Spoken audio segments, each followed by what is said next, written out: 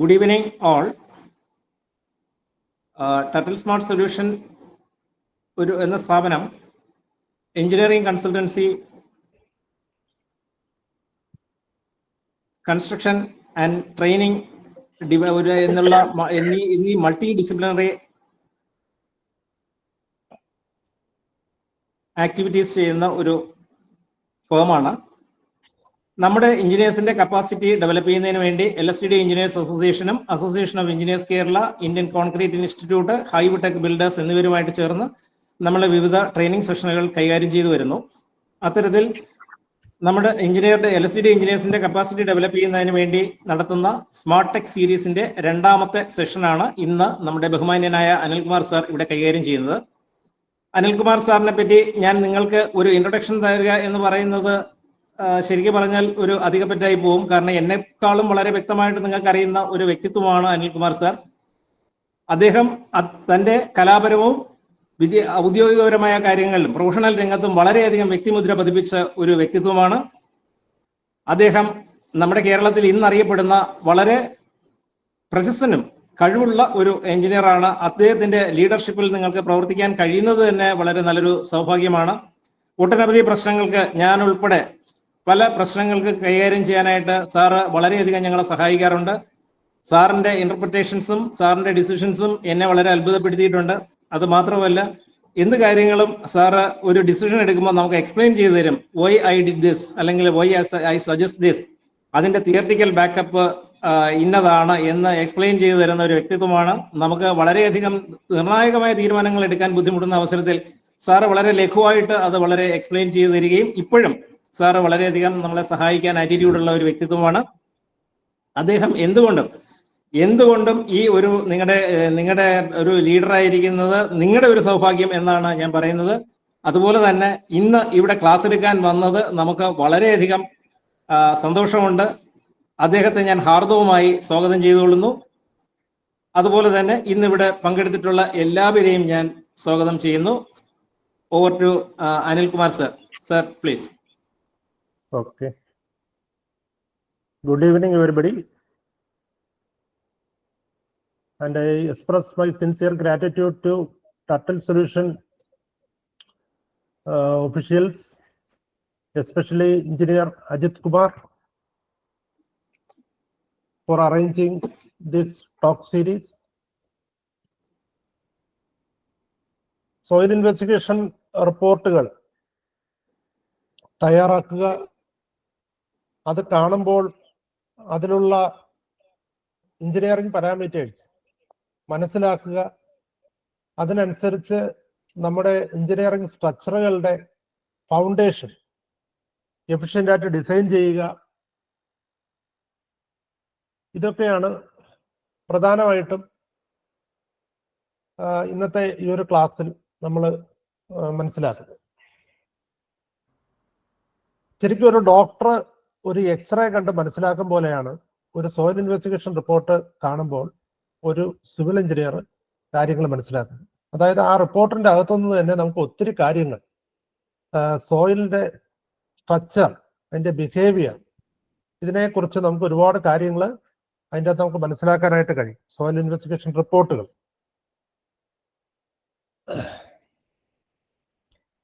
അപ്പൊ ഈ റിപ്പോർട്ടുകൾ കണ്ടാൽ നമ്മൾ അതിൽ നിന്ന് എന്തൊക്കെ തമ്പ് റൂൾസ് ആണ് അല്ലെങ്കിൽ എന്തൊക്കെ കാര്യങ്ങൾ നമുക്ക് അതിന്റെ ബോർലോഗിൽ നിന്നായിരുന്നാലും അതിന്റെ റെക്കമെൻഡേഷനിൽ നിന്നായിരുന്നാലും നമുക്ക് മനസ്സിലാക്കാൻ കഴിയും എന്നുള്ളതാണ് നമ്മൾ ഇന്നിവിടെ ചർച്ച ചെയ്യുന്നത്. ഇന്ന് വളരെയധികം നാച്ചുറൽ കലാമിറ്റീസ്, ഇപ്പോ അടുത്ത കാലത്ത് വയനാട്, അങ്ങനെ ഒത്തിരി നാച്ചുറൽ കലാമിറ്റീസ്, അതുപോലെ തന്നെ നമ്മുടെ സ്ട്രക്ചേഴ്സും ഒരുപാട് ഫെയിലൂർ ആവുന്നുണ്ട്. ഈ അടുത്ത കാലത്ത് UP-യിൽ 6 ബ്രിഡ്ജോളം ഫെയിലൂറായി. ഈ 6 ബ്രിഡ്ജുകളിൽ ഫെയിലൂർ ആവുന്നതിന് മെജോറിറ്റി ഫെയിലൂറും ഉണ്ടാകുന്നത് ഫൗണ്ടേഷൻ ഫെയിലൂറാണ്. അപ്പൊ വളരെയധികം ശ്രദ്ധിച്ച് കൈകാര്യം ചെയ്യേണ്ട ഒരു മേഖലയാണ് ഫൗണ്ടേഷൻ എഞ്ചിനീയർ. ഫൗണ്ടേഷൻ എഞ്ചിനീയറിംഗിന്റെ ഏറ്റവും കാതലായിട്ടുള്ള ഭാഗമാണ് സോയിൽ ഇൻവെസ്റ്റിഗേഷൻ. പണ്ട് നമ്മുടെയൊക്കെ കുട്ടിക്കാലത്ത് ഒരു വെള്ളപ്പൊക്കം കാണണമെന്നുണ്ടെങ്കിൽ ഒരാഴ്ച മഴ പെയ്യണം. പക്ഷെ ഇന്ന് അങ്ങനെയല്ല. 3 മണിക്കൂർ കണ്ടിന്യൂസ് ആയിട്ട് മഴ പെയ്ത് കഴിഞ്ഞാൽ പട്ടണങ്ങൾ വെള്ളത്തിന്റെ അടിയിലാണ്. അതായത് പണ്ട് ഒരു സ്ട്രക്ചറിൽ ഫൗണ്ടേഷനിൽ വെള്ളം എത്തൂലായിരുന്നെങ്കിൽ ഇന്ന് അങ്ങനെയല്ല. ഒരു ചെറിയ മഴ പെയ്താൽ തന്നെ അവിടെ ഫൗണ്ടേഷനിൽ വെള്ളം എത്തും ഡ്യൂ ടു ഫ്ലഡിങ്. അതുപോലെ ക്ലൗഡ് ബേസ്റ്റിംഗ്, മേഘവിസ്ഫോടനം, ഇതൊക്കെ ഇന്ന് ഇന്റർമിറ്റന്റ് ആയിട്ട് നടക്കുന്ന കാര്യങ്ങളാണ്. അപ്പൊ അതുകൊണ്ട് നമ്മൾ ഫൗണ്ടേഷൻ ഡിസൈൻ ചെയ്യുമ്പോൾ വളരെയധികം സോയിലിന്റെ പാരാമീറ്റർ, ആരെയൊക്കെ മൈക്ക് മ്യൂട്ടാണ്, അതിന്റെ സംഘാടകർ പ്രത്യേകം ശ്രദ്ധിക്കുക. ഇതിന്റെ ഇടയ്ക്ക് നമുക്ക് അസ്വസ്ഥത ഉണ്ടാവാതെ ശ്രദ്ധിക്കും.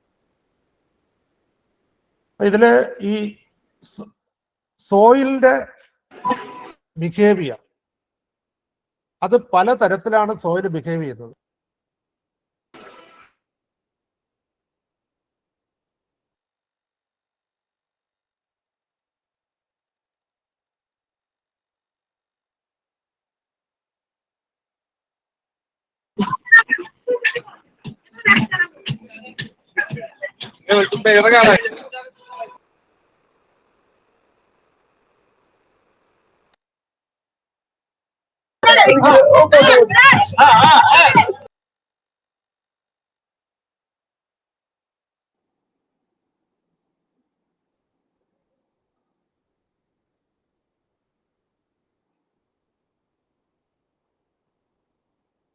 സർ കണ്ടിന്യൂ ചെയ്യാം.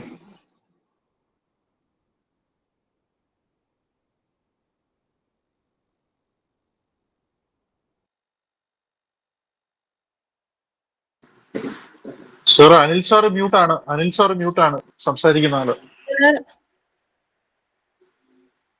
Please unmute your mic sir.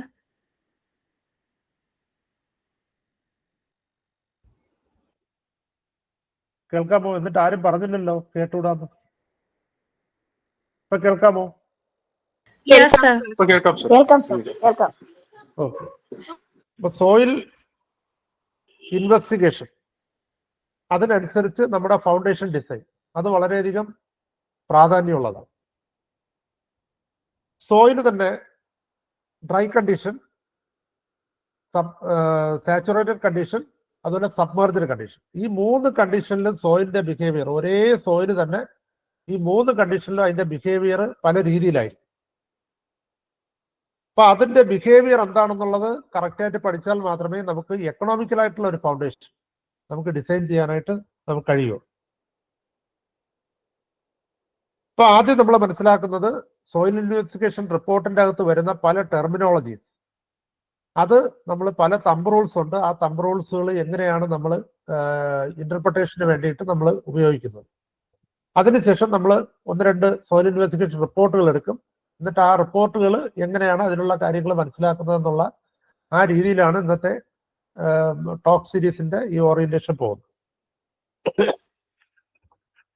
ഏറ്റവും പ്രധാനമായിട്ട് നമുക്കുള്ളത് 1-2 IS കോഡുകൾ നിങ്ങൾ പരിചയപ്പെടണം. ഒന്ന് IS 1904. ഇത് കൺസ്ട്രക്ഷൻ ഓഫ് ഫൗണ്ടേഷൻ, അതായത് design of foundation and construction of foundation, അതിനെ ബേസ് ചെയ്യുന്ന IS കോഡാണ്. അടുത്ത വേറൊരു പ്രധാനപ്പെട്ട IS കോഡാണ് IS 6403. സർ ഒരു ചെറിയ റിക്വസ്റ്റ്. സർ ഇതില് കേരളത്തിലല്ലാത്ത ചില പാർട്ടിസിപ്പൻസും ഉണ്ട്. ഒന്ന് ഇംഗ്ലീഷൂടെ മിങ്കിൾ ചെയ്ത് പറഞ്ഞാൽ കൊള്ളാമായിരിക്കുമെന്ന് അവർ ആവശ്യപ്പെടുന്നുണ്ട്. Okay. Thanks. So the relevant IS codes regarding the soil investigation and foundation design are, one is IS 1904, that is the design of foundations, and next is IS 6403, and this is bearing capacity calculation of shallow foundation. And next IS code is IS 8009. That is part 1. Part 1 is regarding the settlement of foundations. Next IS 1498 regarding soil classification, and IS code 1892 regarding soil investigation and reports. These are the major relevant IS codes regarding soil investigation and foundation design. One is IS 1904 regarding foundation design. IS 6403, this is very important code regarding shallow foundations, bearing capacity calculation using shallow foundation. And IS 8009 part 1 regarding settlement of foundations.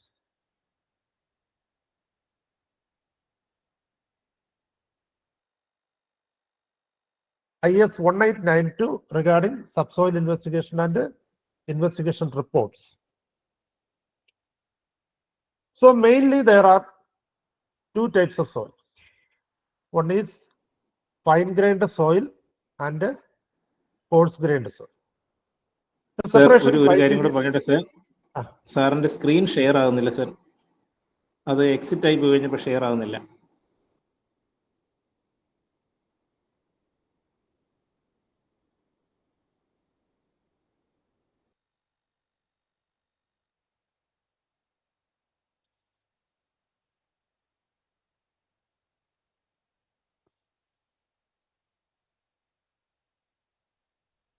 ഇപ്പൊ കാണുന്നുണ്ടോ?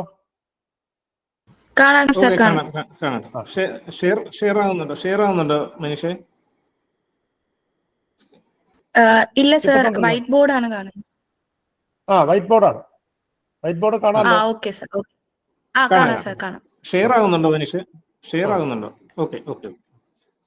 Okay.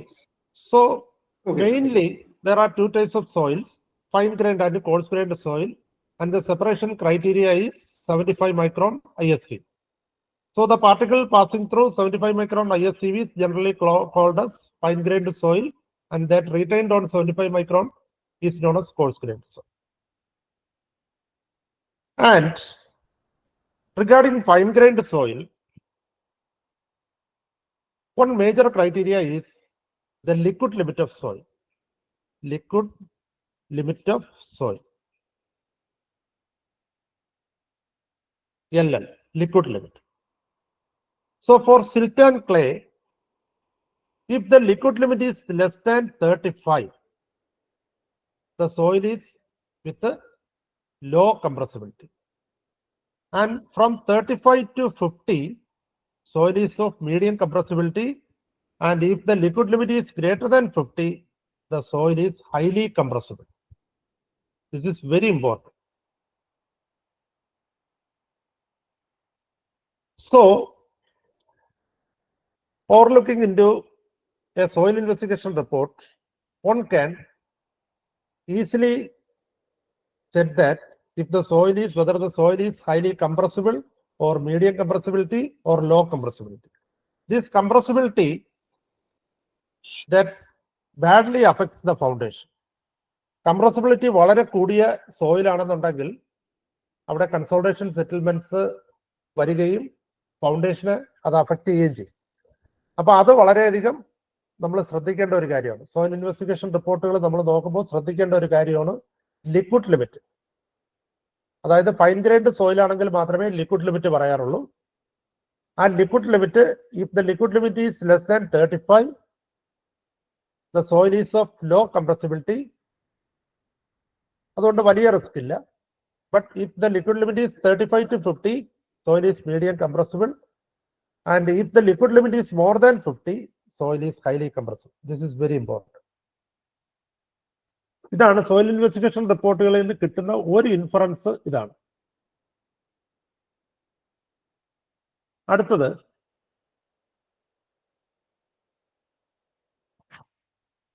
Soil investigation റിപ്പോർട്ടുകളിൽ പറയുന്ന സോയിലിന്റെ classification. Just general ആയിട്ട് പറഞ്ഞു പോവാം. നമുക്ക് പ്രധാനമായിട്ട് fine grained soil and coarse grained soil. Coarse grained സോയിലിൽ പ്രധാനമായിട്ട് വരുന്നത് ഗ്രാവൽ, സാൻഡ്. എം എന്ന് പറയുന്നത് സിൽറ്റിന്റെ റെപ്രസെന്റേഷൻ ആണ്. Silt.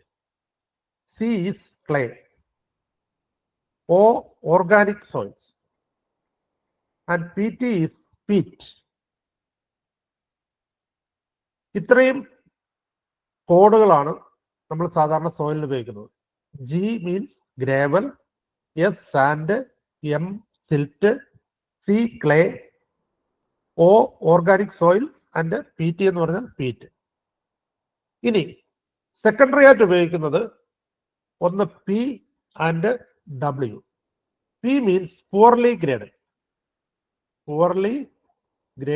soil, and W is well graded soil. Poorly graded soil and well graded soil. ഇനി ഫൈൻ ഗ്രേഡ് സോയിൽ ആണെന്നുണ്ടെങ്കിൽ അവിടെ ഒരു 3 ക്രൈറ്റീരിയ ഇവിടെ വരും. L, I and H. L means low compressibility, low plasticity. I is medium plasticity and H is high plasticity. ഈ ടെർമിനോളജിയാണ് soil investigation റിപ്പോർട്ടുകളിൽ നമ്മൾ ഉപയോഗിക്കുന്നത്. അപ്പൊ സോയിൽ ഇൻവെസ്റ്റിഗേഷൻ റിപ്പോർട്ടിന്റെ ബോർലോഗ് നോക്കുമ്പോൾ ഈ പറയുന്ന ടെർമിനോളജി കാണും. അപ്പൊ അത് കണ്ടാൽ മനസ്സിലാക്കണമെന്നുണ്ടെങ്കിൽ, ഏത് ടൈപ്പ് സോയിൽ ആണെന്ന് മനസ്സിലാക്കണമെന്നുണ്ടെങ്കിൽ ഈ ടെർമിനോളജി നമ്മൾ മനസ്സിലാക്കിയിരിക്കും. ഇപ്പൊ ഒരു GP എന്ന് പറഞ്ഞാൽ അതിന്റെ മീനിങ് എന്ന് പറഞ്ഞാൽ poorly graded gravel എന്നാണ്. poorly graded gravel. SP, poorly graded sand. ഈ രണ്ടാമത്തെ ഇത് ടെർമിനോളജിയാണ് നമ്മൾ ആദ്യം പറയേണ്ടത്, poorly graded sand. ഇനി SC, clayey sand. ഇനി SM, silty sand. ഈ രണ്ടാമത് പറയുന്നതിന്റെ ടെർമിനോളജി ആദ്യം പറയണം, അടുത്തത് സെക്കൻഡ് പറയണം. So silty sand. ഇനി CI, clay of intermediate plasticity. CH, clay of high plasticity. അപ്പൊ ഈ ടെർമിനോളജികൾ നമുക്ക് അറിയാമെങ്കിൽ മാത്രമേ സോയിൽ ഇൻവെസ്റ്റിഗേഷൻ റിപ്പോർട്ട് ചെയ്ത് ഏതുതരം സോയിൽ ആണെന്ന് നമുക്ക് ഐഡന്റിഫൈ ചെയ്യാൻ പറ്റും. അതുകൊണ്ടാണ് ഞാൻ അത്രയും അത് എക്സ്പ്ലെയിൻ ചെയ്തത്. അപ്പൊ ഇത് നമ്മളൊന്ന് ജസ്റ്റ് മനസ്സിലാക്കിയിരിക്കുന്നു. സോയിൽ ക്ലാസിഫിക്കേഷനെ കുറിച്ച് ഞാൻ ഇത്രേ പറയുന്നുള്ളൂ. ഇനി അടുത്ത പ്രധാനപ്പെട്ട ഒരു terminology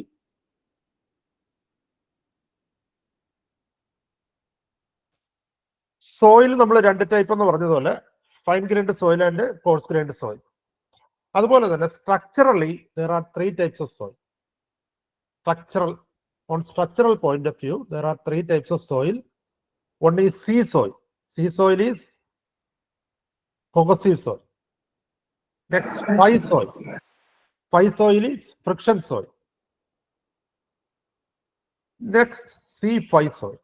These are the 3 categories of soil from the point of view of engineering. Engineering structural point of view, there are 3 types of soils. One is cohesive soil and friction soil and C5 soil. So how can you identify which type of soil is that from the soil investigation report? Is first one is the liquid limit. If the liquid limit is less than 20, the soil is termed as pie soil. If the liquid limit is less than 60, the soil is C5 soil. If the liquid limit is more than 60, soil is C soil. This is very important. ഇപ്പൊ ഏത് തരം സോയിലാണ് നമ്മൾ consider ചെയ്യുന്നത് അത് നമുക്ക് soil investigation റിപ്പോർട്ടുകളിൽ നിന്ന് അകത്തുനിന്ന് തന്നെ നമുക്ക് പെട്ടെന്ന് മനസ്സിലാക്കാം. അതായത് അതിന് എത്രയാണ് ലിക്വിഡ് ലിമിറ്റ് ഡിഫൈൻ ചെയ്തിട്ടുള്ള കേസുകളിൽ ലിക്വിഡ് ലിമിറ്റ് നോക്കിയാൽ if the liquid limit is less than 20, the soil is termed as friction soil. If the liquid limit is from 20 to 60, soil is C5 soil. And if the liquid limit is more than 60, soil is clay soil or cohesive soil. ഇത് മറ്റൊരു ടെർമിനോളജിയാണ്.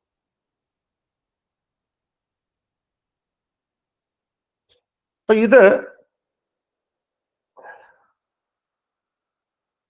ഈ terminology നമുക്ക് വളരെ important ആണ്. കാരണം നമ്മൾ പല equations ഉപയോഗിക്കുമ്പോൾ അവിടെ ഏത് കാറ്റഗറിയിൽ അതിന്റെ കോഹസീവ് സ്ട്രെങ്ത് എടുക്കണോ അതിന്റെ ഫ്രിക്ഷൻ സ്ട്രെങ്ത് എടുക്കണോ അത് രണ്ടും കൂടി എടുക്കണോ എന്നുള്ള ഒരു ഡിസിഷൻ നമ്മൾ ഇതിൻ്റെ അകത്തു നിന്നാണ് എടുക്കുന്നത്. പിന്നെ മറ്റൊരു ക്രൈറ്റീരിയ എന്ന് പറഞ്ഞാൽ പെർസെൻറ്റേജ് ഓഫ് പാർട്ടിക്കിൾസ്, അതിന്റെ ഗ്രഡേഷൻ ചാർട്ടുകൾ. ഗ്രഡേഷൻ ചാർട്ടിന്റെ അകത്ത് percentage of particles, clay particles കുറവാണെങ്കിൽ, വളരെ കുറച്ച് ഉള്ളതെന്നുണ്ടെങ്കിൽ soil is considered as friction soil. എന്നാൽ സാൻഡി പാർട്ടിക്കിൾസ് അല്ലെ ഗ്രേവൽ പാർട്ടിക്കിൾസ് ആണ് കൂടുതലാണെന്നുണ്ടെങ്കിൽ soil is called as friction particle. ഇത് രണ്ടും ഏകദേശം തുല്യമായിട്ട് ഗ്രഡേഷൻ വരുന്നതാണെന്നുണ്ടെങ്കിൽ C5 കാറ്റഗറി സോയിൽ. അപ്പൊ ഈ രണ്ട് രീതിയിലുമാണ് നമ്മൾ സോയിൽ ഏത് ടൈപ്പ് ആണെന്നുള്ളത് നമ്മൾ ഐഡന്റിഫൈ. അത് വളരെ ഇമ്പോർട്ടൻ്റ് ആണ്. ഇത് സോയിൽ ഇൻവെസ്റ്റിഗേഷൻ റിപ്പോർട്ടുകളിൽ നിന്ന് നമുക്ക് മനസ്സിലാക്കാൻ പറ്റുന്നതാണ്.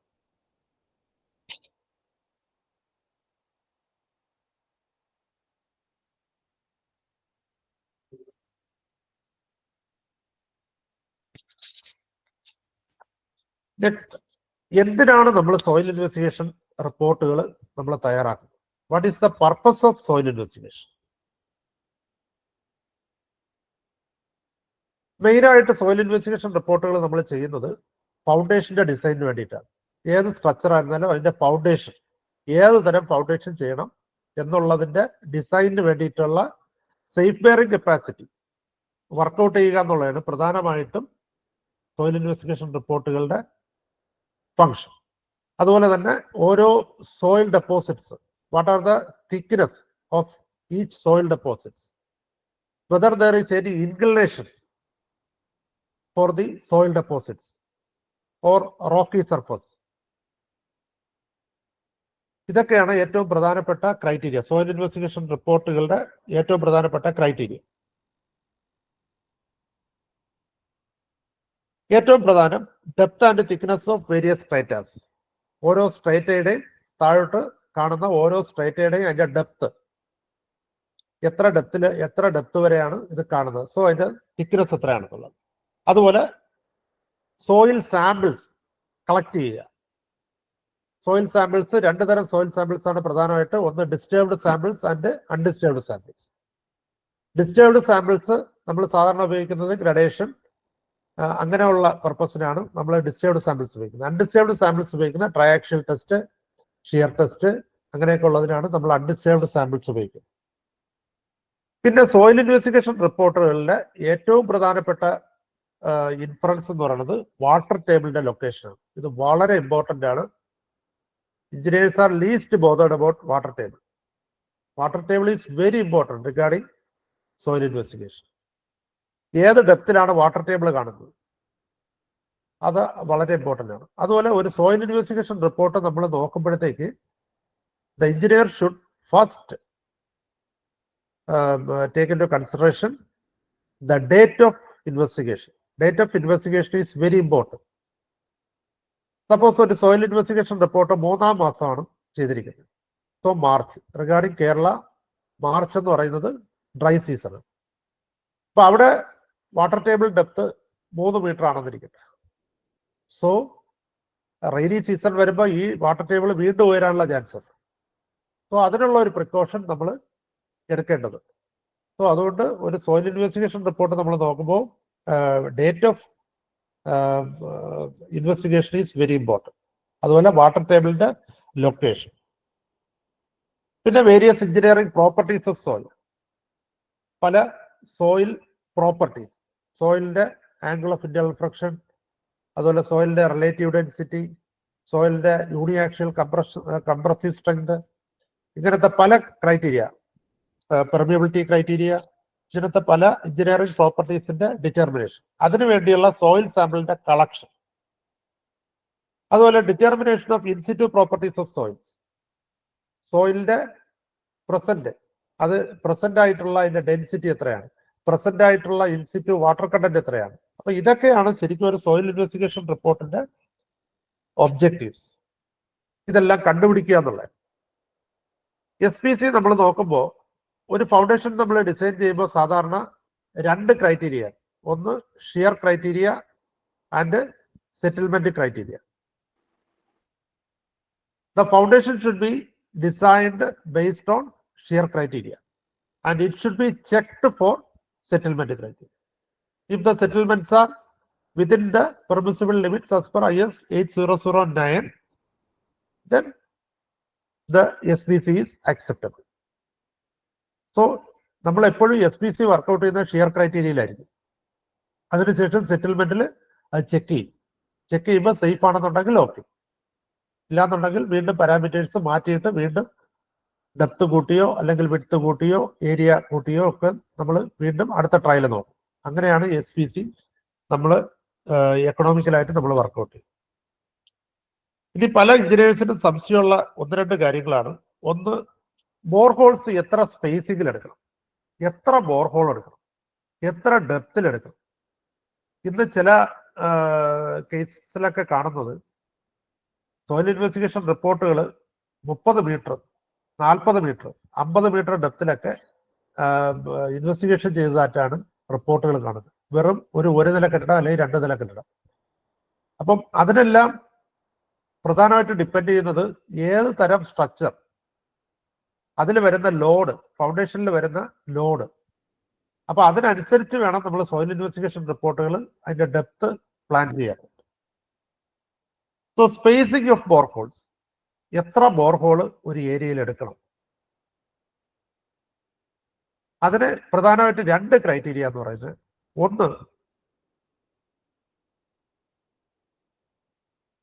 ചെറിയ പ്രോജക്റ്റുകളാണെന്നെങ്കിൽ നമുക്ക് 1 ബോർഹോൾ മതിയാവും, ചെറിയ മൈനർ പ്രോജക്ട്സ്. ഇനി മേജർ പ്രോജക്ട്സ് എന്ന് പറയുന്നത് 4000 m² വരെയുള്ള കെട്ടിടങ്ങൾക്ക് 4 boreholes at the corner at 1 at the center is sufficient എന്നാണ് ഇത് IS കോഡ് പറയുന്നതാണ് 1892. If your structure is less than 4000 m², 5 boreholes are required, each at the corner and 1 at the center. ഇനി ബോർഹോൾസ് സാധാരണ എടുക്കുന്നത് 50 metre സ്പേസിംഗിലാണ്. 50 metre സ്പേസിംഗിൽ കൂടാൻ പാടില്ല, 50 metre സ്പേസിംഗിന് താഴെയായിരിക്കും. ഇനി അടുത്ത ക്രൈറ്റീരിയ എന്ന് പറയുന്നത്, സപ്പോസ് ഇവിടെ നിങ്ങളൊരു ബോർഹോൾ എടുത്തു, ഇവിടെ അടുത്ത ബോർഹോൾ എടുത്തു, ഇത് തമ്മിൽ 30 മീറ്റർ ഡിസ്റ്റൻസിൽ നിങ്ങൾ ബോർഹോൾ എടുത്തു. ഈ ബോർഹോളിന്റെ താഴെ 2 മീറ്റർ ചെന്നപ്പോൾ റോക്ക് കിട്ടി. ഈ ബോർഹോളിന്റെ അവിടെ ചെന്നപ്പോൾ 4 മീറ്റർ ചെന്നപ്പോൾ റോക്ക് കിട്ടി. സോ ഇതിന്റെ ഇൻഫറൻസ് എന്ന് പറയുന്നത് എന്താണ്? ഈ റോക്ക് ബെഡിന് ഇവിടെ ഒരു ചരിവുണ്ട്, ഇതിന് ചരിഞ്ഞു കിടക്കുകയാണ് rock bed. So IS code അനുസരിച്ച് if the slope of the bed rock is more than 1/20, proper precaution should be taken for foundation anchoring. This is very important. അപ്പൊ അങ്ങനെ വരുന്ന കേസുകളിൽ ചിലപ്പോൾ നമ്മൾ വീണ്ടും അതിൻ്റെ ഇടയ്ക്ക് 1 ബോർഹോൾ കൂടെ എടുക്കേണ്ടി വരും. കാരണം ഈ ചരിവ് ഇങ്ങനെയാണോ, ഇത് കറക്റ്റ് ആണോ എന്ന് നോക്കാനായിട്ട് വീണ്ടും ഒരു കൺഫർമേഷൻ ബോർഹോൾ ചിലപ്പം ഇടയ്ക്കെടുക്കേണ്ടി വരും. അല്ലെങ്കിൽ ശരിക്കും 50 മീറ്റർ സ്പേസിംഗിൽ എടുത്താലും മതിയാവും ബോർഹോൾ. എന്നാൽ ഇടയ്ക്ക് കൺഫർമേഷൻ വീണ്ടും വേണമെന്നുണ്ടെങ്കിലാണ് നമ്മൾ സ്ട്രേറ്റയുടെ വേരിയേഷൻ കൂടുതലായിട്ട് നമുക്ക് ഫീൽ ചെയ്യുന്നെങ്കിൽ ഇടയ്ക്ക് വീണ്ടും ഒരു ബോർഹോൾ കൂടെ എടുക്കേണ്ടി വരും. അതുപോലെ തന്നെ ചില സ്ട്രാറ്റിഫൈഡ് ഡെപ്പോസിറ്റ്സിന്റെ പുറത്ത് നമ്മൾ ഷാലോ ഫൗണ്ടേഷൻസ് വയ്ക്കുമ്പോൾ വളരെയധികം ശ്രദ്ധിക്കണം. സ്ട്രാറ്റിഫൈഡ് ഡെപ്പോസിറ്റ്സ് ചരിഞ്ഞു കിടക്കുന്ന സ്ട്രാറ്റിഫൈഡ് ഡെപ്പോസിറ്റ്സ് ആണെന്നുണ്ടെങ്കിൽ അവിടെ ഹൊറിസോണ്ടൽ ത്രസ്റ്റുകൾ ഉണ്ടാവാനുള്ള പോസിബിലിറ്റി ഉണ്ട്.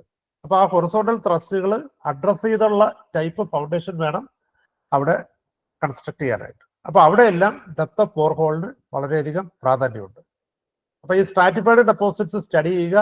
ഇതെല്ലാം നമുക്ക് ബോർലോഗ് നോക്കുമ്പോൾ നമുക്ക് മനസ്സിലാവും. അതുപോലെ സോയിൽ ഇൻവെസ്റ്റിഗേഷൻ റിപ്പോർട്ടുകളുടെ ഏറ്റവും പ്രധാനപ്പെട്ട ഒരു കാര്യമാണ്, ഇന്ന് പല സോയിൽ ഇൻവെസ്റ്റിഗേഷൻ റിപ്പോർട്ടുകളിലും അത് കാണാറില്ല, ബോർഹോളിന്റെ ലൊക്കേഷൻ. സൈറ്റ് പ്ലാനിൽ ബോർഹോൾ എവിടെയൊക്കെയാണ് എടുത്തിട്ടുള്ളതെന്നുള്ള ക്ലിയർ ലൊക്കേഷൻ, അത് വളരെയധികം ഇമ്പോർട്ടൻ്റ് ആണ്. അപ്പൊ അത് കൃത്യമായിട്ട് ഉൾപ്പെടുത്തണം. ഇപ്പൊ സ്പേസിംഗ് ഓഫ് ബോർഹോൾസ് സംബന്ധിച്ച് ഇത്രയാണ് പറയാനുള്ള. മൈനർ പ്രോജക്ട്സ് ആണെന്നുണ്ടെങ്കിൽ 1 ബോർഹോൾ മതിയാവും. എന്നാൽ മേജർ പ്രോജക്ട്സ് ആണെന്നുണ്ടെങ്കിൽ ഇപ്പൊ 4000 m², IS കോഡിൽ പറയുന്ന 4000 m² വരെയുള്ള ബിൽഡിംഗുകൾക്ക് 4 at the corner and 1 at the center is sufficient. ഇനി സാധാരണ നമ്മൾ എടുക്കുന്നതെന്ന് പറയുന്നത് മാക്സിമം 50 മീറ്റർ സ്പേസിംഗിലാണ് ബിൽഡിംഗ് സൈറ്റിലേക്ക് നമ്മൾ ബോർഹോൾ എടുക്കുന്നത്. അതിൽ തന്നെയും സ്ട്രാറ്റിഫൈഡ് ഡെപ്പോസിറ്റ്സിന്റെ എന്തെങ്കിലും ഡെപ്തിൽ നമുക്ക് മേജറായിട്ട് വരുന്ന ഡിഫറൻസ് നമുക്ക് ഫീൽ ചെയ്യുകയാണെന്നുണ്ടെങ്കിൽ ഇടയ്ക്ക് വീണ്ടും കൺഫർമേറ്ററി ബോർഹോൾ എടുക്കണം. അടുത്ത്, what is the depth of borehole? Borehole എത്ര ഡെപ്ത് വരെ എടുക്കണം? ഇത് പല സോയിൽ ഇൻവെസ്റ്റിഗേഷൻ റിപ്പോർട്ടിലും കാണുന്ന വലിയൊരു അപാകതയാണ്. വെറുതെ ആവശ്യമില്ലാതെ വളരെ ഡെപ്ത് വരെയുള്ള ബോർഹോള് 30 മീറ്റർ 40 മീറ്റർ ഒക്കെ എടുക്കും ഒരു നില കെട്ടിടത്തിനും 2 നില കെട്ടിടത്തിനും. അപ്പൊ അത് ഒരിക്കലും എക്കണോമിക്കൽ അല്ല. ഇത്രയും ഡെപ്തിൽ ഒരു ഫൗണ്ടേഷൻ പൈലിങ്ങോ എന്തെങ്കിലും ചെയ്യാനായിട്ട് നമ്മളെ പ്രോജക്റ്റിന്റെ കോസ്റ്റുമായിട്ട് നമ്മൾ കമ്പയർ ചെയ്യുമ്പോൾ ഫൗണ്ടേഷന് മേജർ കോസ്റ്റ് വരും. അപ്പൊ അതൊരിക്കലും എക്കണോമിക്കൽ അല്ല. അതിന് നമ്മൾ അൾട്ടർനേറ്റീവ് സൊല്യൂഷൻസ് നമ്മൾ കണ്ടെത്തേണ്ടി വരും, ഗ്രൗണ്ട് ഇംപ്രൂവ്മെന്റ്സ് ഉൾപ്പെടെ. അപ്പൊ അത് നമ്മൾ പ്ലാൻ ചെയ്യുന്നത് സോയിൽ ഇൻവെസ്റ്റിഗേഷൻ റിപ്പോർട്ടുകൾ ചെയ്താണ്. അപ്പൊ സോയിൽ ഇൻവെസ്റ്റിഗേഷൻ റിപ്പോർട്ടിന്റെ ഒരു പ്രധാനപ്പെട്ട ഇൻഫറൻസ് ആണ് അത്. അതുപോലെ തന്നെ മറ്റൊരു ഇൻഫറൻസ് ആണ് പൈലിംഗ് മെത്തേഡ്സ്. ഏത് തരം പൈലിംഗ് മെത്തേഡ് നമുക്ക് ഇവിടെ അഡോപ്റ്റ് ചെയ്യാം, അത് സോയിൽ ഇൻവെസ്റ്റിഗേഷൻ റിപ്പോർട്ടുകളിൽ നിന്നാണ് എഞ്ചിനീയർ മനസ്സിലാക്കുന്നത്. ഇവിടെ DMC പൈലാണോ ചെയ്യേണ്ടത്, ഇവിടെ പെർക്കഷൻ ബോറിംഗ് ആണോ, ഇവിടെ ഓഗർ ബോറിംഗ് ആണോ, എത്ര ഡെപ്തിൽ പൈല് കൊടുക്കണം, പൈലിന്റെ കപ്പാസിറ്റി, ഇതെല്ലാം നമ്മൾ സോയിൽ ഇൻവെസ്റ്റിഗേഷൻ റിപ്പോർട്ടുകളിൽ നിന്നാണ് നമ്മൾ അറൈവ് ചെയ്യുന്നത്. ഇനി എത്ര ഡെപ്തിലാണ് ബോർഹോൾ എടുക്കേണ്ടത്? IS കോഡ് അനുസരിച്ച് മിനിമം ഡെപ്ത് ഓഫ് ബോർഹോൾ എന്ന് പറയുന്നത് 6 മീറ്റർ ആണ്. 6 മീറ്റർ വരെയെങ്കിലും നമ്മളൊരു ബോർഹോൾ എടുത്തിരിക്കണമെന്നാണ്. മറ്റൊരു പാരാമീറ്റർ എന്ന് പറഞ്ഞാൽ സിഗ്നിഫിക്കന്റ് ഡെപ്ത് ആണ്. ഒരു ഫൗണ്ടേഷന്റെ സിഗ്നിഫിക്കന്റ് ഡെപ്ത്. എന്താണ് സിഗ്നിഫിക്കന്റ് ഡെപ്ത്?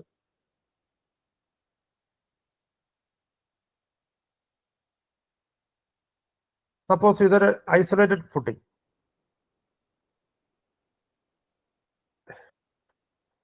ഇത് നമ്മൾ ലോഡ് ചെയ്ത് കഴിയുമ്പോൾ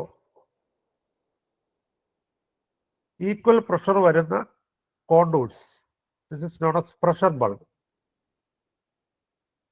ഈ പ്രഷർ ബൾബിന്റെ ഏത് ഐസോബാറാണ് 0.1 ഇന്റൻസിറ്റി, അതായത് നേരത്തെ ഉണ്ടായിരുന്ന പ്രഷറിനേക്കാളും ഒള്ളി 10% വേരിയേഷൻ മാത്രമേ വരുന്നുള്ളൂ എന്നുള്ള ഈ പർട്ടിക്കുലർ ഡെപ്തിനെ പറയുന്ന പേരാണ് സിഗ്നിഫിക്കന്റ് ഡെപ്ത്.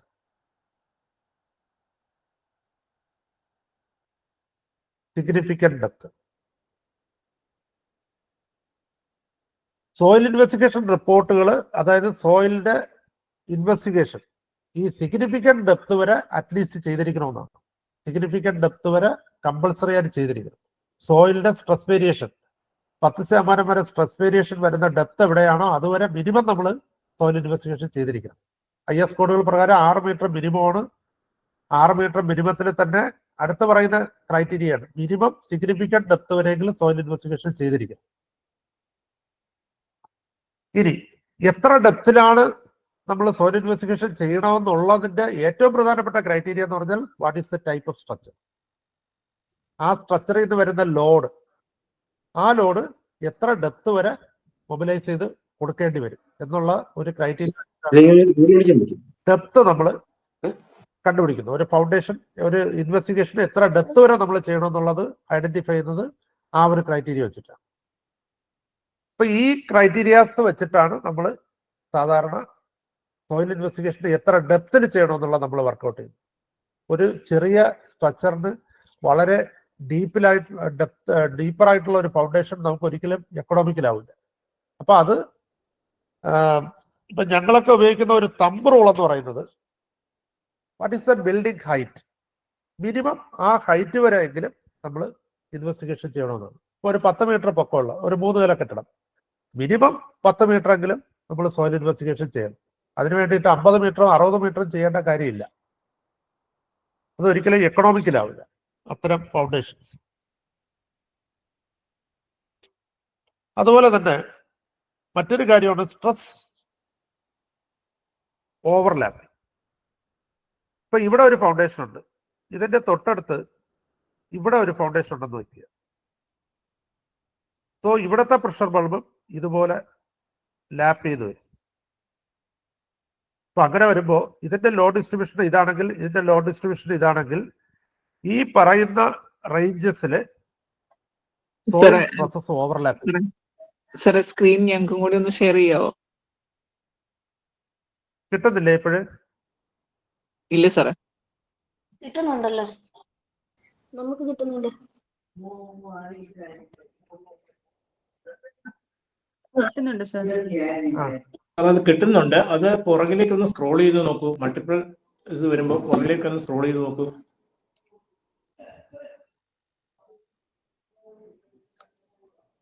സ്ക്രീൻ നമുക്ക് കാണാൻ പറ്റുന്നുണ്ട്.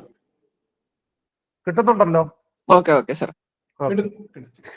അപ്പം ഇത് വളരെയധികം എഞ്ചിനീയേഴ്സ് ശ്രദ്ധിക്കേണ്ട ഒരു കാര്യമാണ്, സ്ട്രെസ് ഓവർലാപ്പിംഗ്. അപ്പൊ ഇത് ഏറ്റവും നമ്മൾ ശ്രദ്ധിക്കേണ്ടതെന്ന് പറഞ്ഞാൽ കോളത്തിന്റെ സ്പേസിങ്ങിലാണ്. അതുകൊണ്ടാണ് ഐഡിയൽ സ്പേസിംഗ് ഓഫ് കോളംസ് എന്ന് പറഞ്ഞിട്ട് ഒരു കൺസെപ്റ്റ് വെച്ചിരിക്കുന്നത്. സാധാരണ ഐഡിയൽ സ്പേസിംഗ് എന്ന് പറഞ്ഞാൽ 3.5 മീറ്റർ ആണ്, 3.5 to 4 മീറ്റർ ആണ് ഐഡിയൽ സ്പേസിംഗ് ഓഫ് കോളം എന്ന് പറയുന്നത്. അത് ഈ stress low distribution lines overlap ചെയ്യാതിരിക്കാൻ വേണ്ടിയിട്ടാണ് ഐഡിയൽ സ്പേസിംഗ് ഓഫ് കോളം എന്നുള്ള ഒരു കൺസെപ്റ്റ് വെച്ചിരിക്കുന്നത്. അപ്പൊ അത് നമ്മൾ വളരെയധികം ശ്രദ്ധിക്കേണ്ട ഒരു കാര്യമാണ്. ഇനി നമ്മുടെ സോയിൽ ഇൻവെസ്റ്റിഗേഷൻ റിപ്പോർട്ടുകളിൽ നിന്ന് കിട്ടുന്ന പ്രധാനപ്പെട്ട ഇൻഫറൻസുകളിലേക്കാണ് ഇനി നമ്മൾ പോകുന്നത്. സോയിൽ ഇൻവെസ്റ്റിഗേഷൻ റിപ്പോർട്ടുകളിൽ നിന്ന് കിട്ടുന്ന ഏറ്റവും പ്രധാന ഇൻഫർമേഷൻ എന്ന് പറഞ്ഞാൽ, ഇന്ന് ഏറ്റവും കൂടുതൽ നമ്മൾ ഉപയോഗിക്കുന്ന സോയിൽ ഇൻവെസ്റ്റിഗേഷൻ ടെസ്റ്റിംഗ് എന്ന് പറയുന്നത് SPT test, SPT test, standard penetration test, IS code 2131. ഈ സ്റ്റാൻഡേർഡ് പെനട്രേഷൻ ടെസ്റ്റിൽ നിന്ന് കിട്ടുന്ന റിസൾട്ട്സ് ആണ് നമ്മൾ ഇന്റർപോളേറ്റ് ചെയ്തിട്ട് SPC വർക്കൗട്ട് ചെയ്യുന്ന സ്റ്റേജിലേക്ക് നമ്മൾ പോകുന്നത്.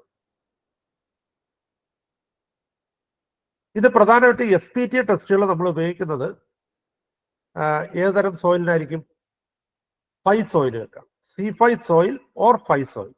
കാരണം ഇത് നമുക്ക് ഒരിക്കലും അൺഡിസ്റ്റർബ്ഡ് സാമ്പിളിംഗ് ഒരിക്കലും പറ്റത്തില്ല. ഈ 5 സോയിലുകൾ ഒരിക്കലും നമുക്ക് അൺഡിസ്റ്റർബ്ഡ് സാമ്പിൾസ് എടുത്തിട്ട് ലാബിൽ കൊണ്ടുപോയി ട്രയാക്ഷൻ ടെസ്റ്റോ ഷിയർ ടെസ്റ്റോ ഒന്നും ചെയ്യാൻ കഴിയില്ല. അതുപോലെ C5 സോയിലുകളിൽ മെജോറിറ്റി നമുക്ക് സാമ്പിൾ ചെയ്യാൻ undisturbed sampling is very difficult. So ഈ രണ്ട് സോയിൽ ടൈപ്പിനും നമ്മൾ ഉപയോഗിക്കുന്ന പ്രധാനപ്പെട്ട ടെസ്റ്റ് എന്ന് പറയുന്നത് ഇത് SPT ആണ്. ഇനി വേറൊരു തരം ടെസ്റ്റ് ഉള്ളതെന്ന് പറഞ്ഞാൽ CPT, കോൺ പെനട്രേഷൻ ടെസ്റ്റ്. കോൺ പെനട്രേഷൻ ടെസ്റ്റുകൾ നമ്മൾ ഉപയോഗിക്കുന്ന C ടൈപ്പ് സോയിലാണ്, അതായത് കോസി സോയിൽ. കോസി സോയിലിന് മെജോറിറ്റി ആയിട്ട് ഉപയോഗിക്കുന്ന CPT ടെസ്റ്റും അതുപോലെ വെയിൻ ഷിയർ ടെസ്റ്റ് എന്ന് പറഞ്ഞിട്ട് മറ്റൊരു ടെസ്റ്റ് ഉണ്ട്, വെയിൻ ഷിയർ ടെസ്റ്റ്. ഇത് രണ്ടുമാണ് പ്രധാനമായിട്ടും കോസി ടൈപ്പ് സോയിലുകൾ. എന്നാൽ C5 സോയിൽ ആൻഡ് 5 സോയിലിന് ഏറ്റവും കൂടുതൽ ഉപയോഗിക്കുന്നത് SPT ആണ്. കാരണം ഫീൽഡിലെ കറക്റ്റ് ഇൻസിറ്റീവ് പാരാമീറ്റേഴ്സ് നമുക്ക് സ്റ്റഡി ചെയ്യാനായിട്ട് SPT മാത്രമേ പറ്റുള്ളൂ. കാരണം സാൻഡിന് നമുക്ക് ഒരിക്കലും അൺഡിസ്റ്റർബ്ഡ് സാമ്പിളിംഗ് പറ്റത്തില്ല. സോ ഇത് നമ്മുടെ സോയിൽ ഇൻവെസ്റ്റിഗേഷൻ റിപ്പോർട്ടുകളിൽ നിന്ന് നമുക്ക് കിട്ടുന്ന ഏറ്റവും പ്രധാന ഇൻഫറൻസ് എന്ന് പറഞ്ഞാൽ SPT N value. SPT N value, ഈ N വാല്യൂ എന്ന് പറയുന്നത് നമ്പർ ഓഫ് ബ്ലോസ് എന്നാണ്. N എന്ന് പറഞ്ഞാൽ നമ്പർ ഓഫ് ബ്ലോസ്. നമ്മുടെ സ്റ്റാൻഡേർഡ് സ്പ്ലിറ്റ് സ്പൂൺ സാമ്പിളർ എന്ന് പറയുന്നത് 30 സെന്റിമീറ്റർ ആണ് അതിന്റെ ലെങ്ത്, 30.5 ആണ് 30 സെന്റിമീറ്റർ എന്ന് പറയും. 30 സെന്റിമീറ്റർ ലെങ്ത് ആണ്. ഈ 30 സെന്റിമീറ്റർ പെനട്രേറ്റ് ചെയ്യാനായിട്ട് എത്ര ബ്ലോസ് വേണം എന്നുള്ളതാണ് N വാല്യൂ എന്ന് പറയുന്നത്. എത്ര ബ്ലോസ് നമുക്ക് ആവശ്യമുണ്ട് അതിനെയാണ് നമ്മൾ N വാല്യൂ എന്ന് പറയുന്നത്. ഈ N വാല്യൂ നമ്മുടെ ബോർ ലോഗിൽ ഉണ്ടാവും. നമ്മുടെ സോയിൽ ഇൻവെസ്റ്റിഗേഷൻ റിപ്പോർട്ടുകളിലെ ബോർ ലോഗിൽ നമുക്ക് N വാല്യൂ ഉണ്ടാവും. ആ N വാല്യൂ കാണുമ്പോൾ തന്നെ ഒരു എഞ്ചിനീയർക്ക് അറിയാം താഴേക്ക് സോയിൽ എങ്ങനെ കാണുന്നു, അതിന്റെ ഡെൻസിറ്റി, ഇൻസിറ്റു ഡെൻസിറ്റി എങ്ങനെ വേരിയേഷൻ വരുന്നു എന്നുള്ളത് നമുക്ക് ആ N വാല്യൂ താഴോട്ടുള്ള ഇത് കാണുമ്പോൾ തന്നെ നമുക്ക് അറിയാൻ പറ്റും. അപ്പൊ ഇതാണ് ഏറ്റവും പ്രധാനപ്പെട്ട പാരാമീറ്റർ. ഇതില്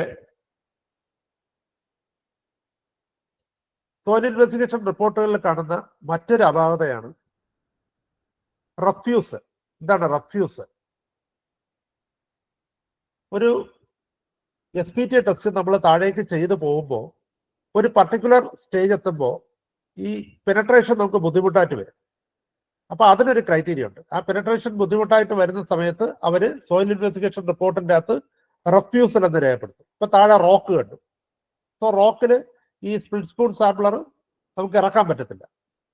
അപ്പൊ റോക്കിന് വേറെ ടെസ്റ്റാണ്. സോ അതിന് ഇവരെന്ത് ചെയ്യും? റഫ്യൂസൽ എന്ന് രേഖപ്പെടുത്തും. അപ്പൊ ഈ റഫ്യൂസലിന്റെ യഥാർത്ഥ ക്രൈറ്റീരിയ എന്ന് പറഞ്ഞാൽ നിങ്ങൾ സോയിൽ ഇൻവെസ്റ്റിഗേഷൻ റിപ്പോർട്ടുകൾ നോക്കിക്കഴിഞ്ഞാൽ അതിൻ്റെ അകത്ത് 3 കോളംസ് കാണും. 1, 2, 3. അല്ലെങ്കിൽ ചില റിപ്പോർട്ടുകളിൽ ഇവിടെ 15 എന്ന് എഴുതിയിരിക്കും, 15 എന്ന് എഴുതിയിരിക്കും, 15 എന്ന് എഴുതി. എന്നിട്ട് തൊട്ടപ്പുറത്തൊരു കോളം കാണും, ഇവിടെ N എന്ന് എഴുതി, N വാല്യൂ. സോ ഇതില് നമ്മൾ ശരിക്കും അതിൽ പെനട്രേറ്റ് ചെയ്യുന്നത് 45 സെന്റിമീറ്റർ ആണ്. അതിൽ ആദ്യത്തെ 15 സെന്റിമീറ്റർ എന്ന് പറഞ്ഞാൽ സീറ്റിംഗ് ഡ്രൈവ് ആണ്. കാരണം നമ്മൾ ആദ്യം ബോർ ചെയ്തിട്ടാണ് നമ്മൾ അവിടെ സാമ്പിളർ ഇറക്കുന്നത്. സോ ടോപ്പ് സോയിൽ ഡിസ്റ്റർബ്ഡ് ആയിരിക്കും.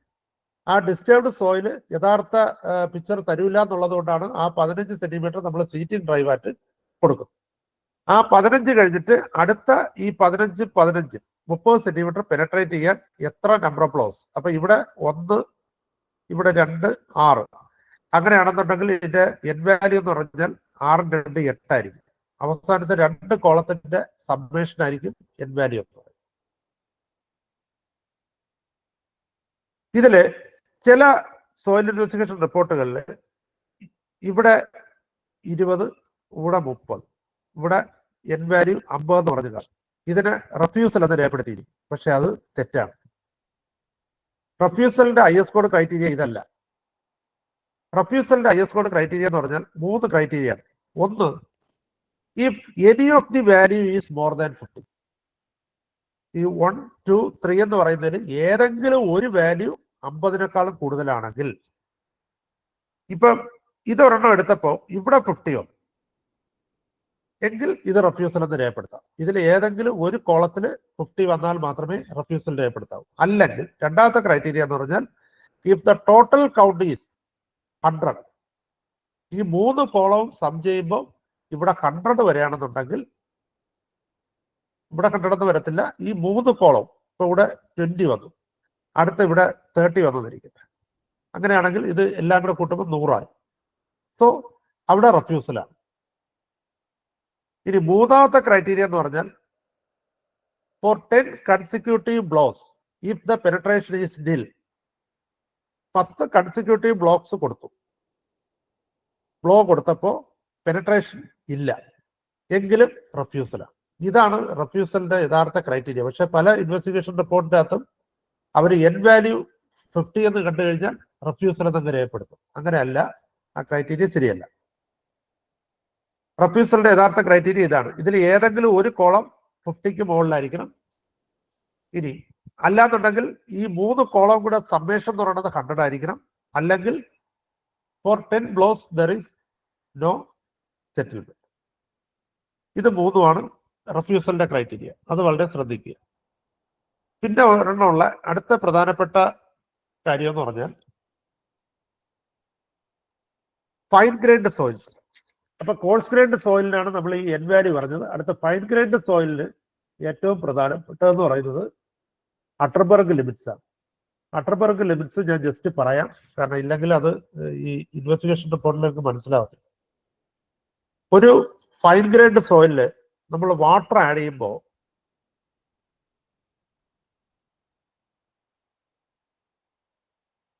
അത് 4 സ്റ്റേജ് വഴി പാസ് ചെയ്യും. ആദ്യത്തത് സോളിഡ് സ്റ്റേജ്. അതിൽ കുറച്ചുകൂടെ വെള്ളം ആഡ് ചെയ്യുമ്പോൾ അത് എന്ത് ചെയ്യും? സെമി സോളിഡ് സ്റ്റേറ്റ് ആവും. സെമി സോളിഡ് സ്റ്റേറ്റിലാണ്. കുറെ കൂടെ വെള്ളം നമ്മൾ ആഡ് ചെയ്യുമ്പോൾ പ്ലാസ്റ്റിക് സ്റ്റേജിൽ വരും. പ്ലാസ്റ്റിക്. കുറെ കൂടെ വെള്ളം ആഡ് ചെയ്യുമ്പോൾ അത് ലിക്വിഡ് സ്റ്റേജിലാവും. ഇതാണ് ഒരു ഫൈൻ ഗ്രൈൻഡ് സോയിലിന്റെ വെള്ളം ആഡ് ചെയ്യുമ്പോൾ ഉള്ള പല ലെവലുകൾ. വാട്ടർ കണ്ടന്റ് ഒട്ടും ഇല്ലാന്നുണ്ടെങ്കിൽ അത് സോളിഡ് സ്റ്റേജ് ആയിരിക്കും. കുറച്ച് വെള്ളം ആഡ് ചെയ്യുമ്പോൾ അത് സെമി സോളിഡ് സ്റ്റേറ്റ് ആവും. വീണ്ടും വാട്ടർ ആഡ് ചെയ്യുമ്പോൾ പ്ലാസ്റ്റിക് സ്റ്റേജിലാവും. വീണ്ടും വെള്ളം ആഡ് ചെയ്യുമ്പോൾ ലിക്വിഡ് സ്റ്റേറ്റിലാവും.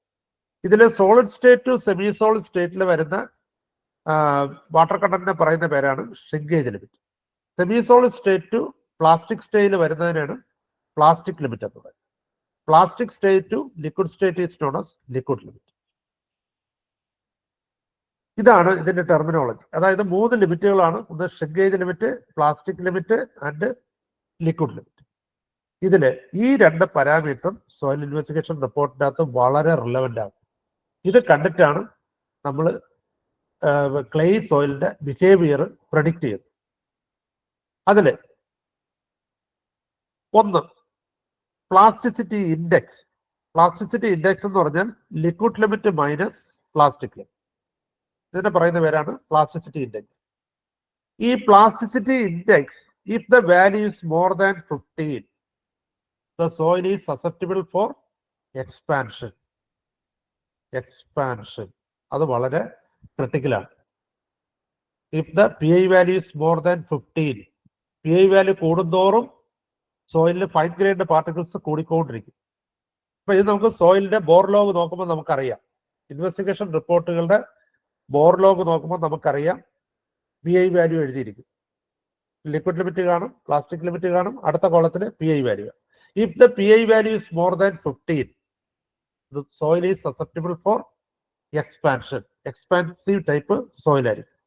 ക്ലേക്കകത്ത് പ്രധാനമായിട്ടും 3 കോൺസ്റ്റിറ്റ്യൂൻസ് ആണുള്ളത്. നമുക്ക് പ്രധാനമായിട്ടും രണ്ട് തരം സോയിലാണ്. ഒന്ന് friction soil and cohesive soil. Friction സോയിലിന്റെ strength is due to intermolecular bonding. അതിന്റെ പാർട്ടിക്കിൾ ഗ്രെയിൻസ് തമ്മിലുള്ള ഇന്റർബോണ്ടിങ് കൊണ്ടാണ് നമുക്ക് അതിന്റെ സ്ട്രെങ്ത് വരുന്നത്. പക്ഷെ ക്ലേയിൽ അങ്ങനെയല്ല, നേരെ തിരിച്ചാണ്. ഇന്റർമോളിക്കുലർ അട്രാക്ഷൻ ഓർ റിപ്പൽഷൻ കൊണ്ടാണ് അതിന്റെ സ്ട്രെങ്ത് വരുന്നത്. അതിന്റെ ക്ലേ മിനറൽസ് ആണ്. അപ്പൊ ഈ ക്ലേ മിനറലിൽ ഏറ്റവും പ്രധാനം വരുന്ന 3 തരം ക്ലേ മിനറലാണ്. ഒന്ന് കവോലിൻ, രണ്ടാമത്തെ മോണ്ടിമോർലോനൈറ്റ്, മൂന്നാമത്തെ ഇല്ലൈറ്റ്. ഈ 3 ക്ലേ മിനറൽസ് ആണ് പ്രധാനമായിട്ടും ക്ലേക്കകത്തുള്ളത്. ഈ 3 ക്ലേ മിനറലിന്റെ പ്രോപ്പർട്ടി അനുസരിച്ചുള്ള ഇന്റർമോളിക്കുലർ അട്രാക്ഷൻ, അതിൽ വെള്ളം വരുമ്പോഴുള്ള അട്രാക്ഷൻ ആൻഡ് റിപ്പൽഷൻ ആണ് ക്ലേയുടെ എക്സ്പാൻഷൻ ആൻഡ് ഷ്രിങ്കേജ് എന്ന് പറയുന്നത്.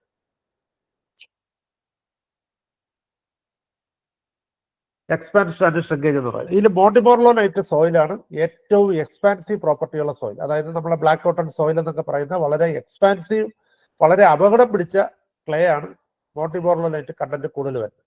നമ്മൾ സാധാരണ ഉപയോഗിക്കുന്ന ക്ലേ പൗഡർ ഉണ്ടല്ലോ, ഈ ബെൻഡലൈറ്റ് എന്ന് പറഞ്ഞിട്ട് നമ്മൾ ഫൈലിംഗ് ഓപ്പറേഷൻ ഉപയോഗിക്കുന്ന ക്ലേ പൗഡർ എന്ന് പറയുന്നത്, അതിന്റെ ലിക്വിഡ് ലിമിറ്റ് എന്ന് പറഞ്ഞാൽ 400 ആണ്. അത്രയും വളരെ ലിക്വിഡ് ലിമിറ്റ് ഉള്ള ക്ലേ പൗഡറാണ് നമ്മൾ ബോർഹോൾ സ്റ്റെബിലൈസ് ചെയ്യാനായിട്ട് നമ്മൾ ഫൈലിംഗ് ഓപ്പറേഷനുകളിൽ നമ്മൾ ഉപയോഗിക്കുന്നത്. അപ്പൊ അതുകൊണ്ട് ഈ ക്ലേയിൽ ശരിക്കും ആ ക്ലേ മിനറൽ അനുസരിച്ച് ആണ് ഈ 2 വാല്യൂസും നമുക്ക് ലബോറട്ടറികളിൽ കിട്ടുന്നത്. അത് വേരിയേഷൻ വരും, ലിക്വിഡ് ലിമിറ്റും പ്ലാസ്റ്റിക് ലിമിറ്റും. അതിന്റെ ഡിഫറൻസിനെയാണ് പ്ലാസ്റ്റിസിറ്റി ഇൻഡെക്സ് എന്ന് പറയുന്നത്. പ്ലാസ്റ്റിസിറ്റി ഇൻഡെക്സ് മോർ ദാൻ 15 ആണെന്നുണ്ടെങ്കിൽ the clay is susceptible for expansion. If the PI value is more than 60, it is very critical. The soil is very critical. അത് expansive, highly expansive ആയിട്ടുള്ള clay ആണ് if the PI value is more than 60. അതുപോലെ തന്നെ organic contents വളരെ കൂടുതലുണ്ടെങ്കിൽ, ഇതൊക്കെ പല ഇൻഫറൻസുകളാണ്. അതാണ് ഞാനിത് പറഞ്ഞു പോകുന്നത്. ഇതെല്ലാം സോയിൽ ഇൻവെസ്റ്റിഗേഷൻ റിപ്പോർട്ടുകളിൽ നിന്ന് കിട്ടുന്ന ഇൻഫറൻസ് ആണ്. If the PI value is more, the soil is highly organic. അത് വളരെ കംപ്രസിബിലിറ്റി കൂടിയ ടൈപ്പ് സോയിലായിരിക്കും. Organic soils are highly compressible.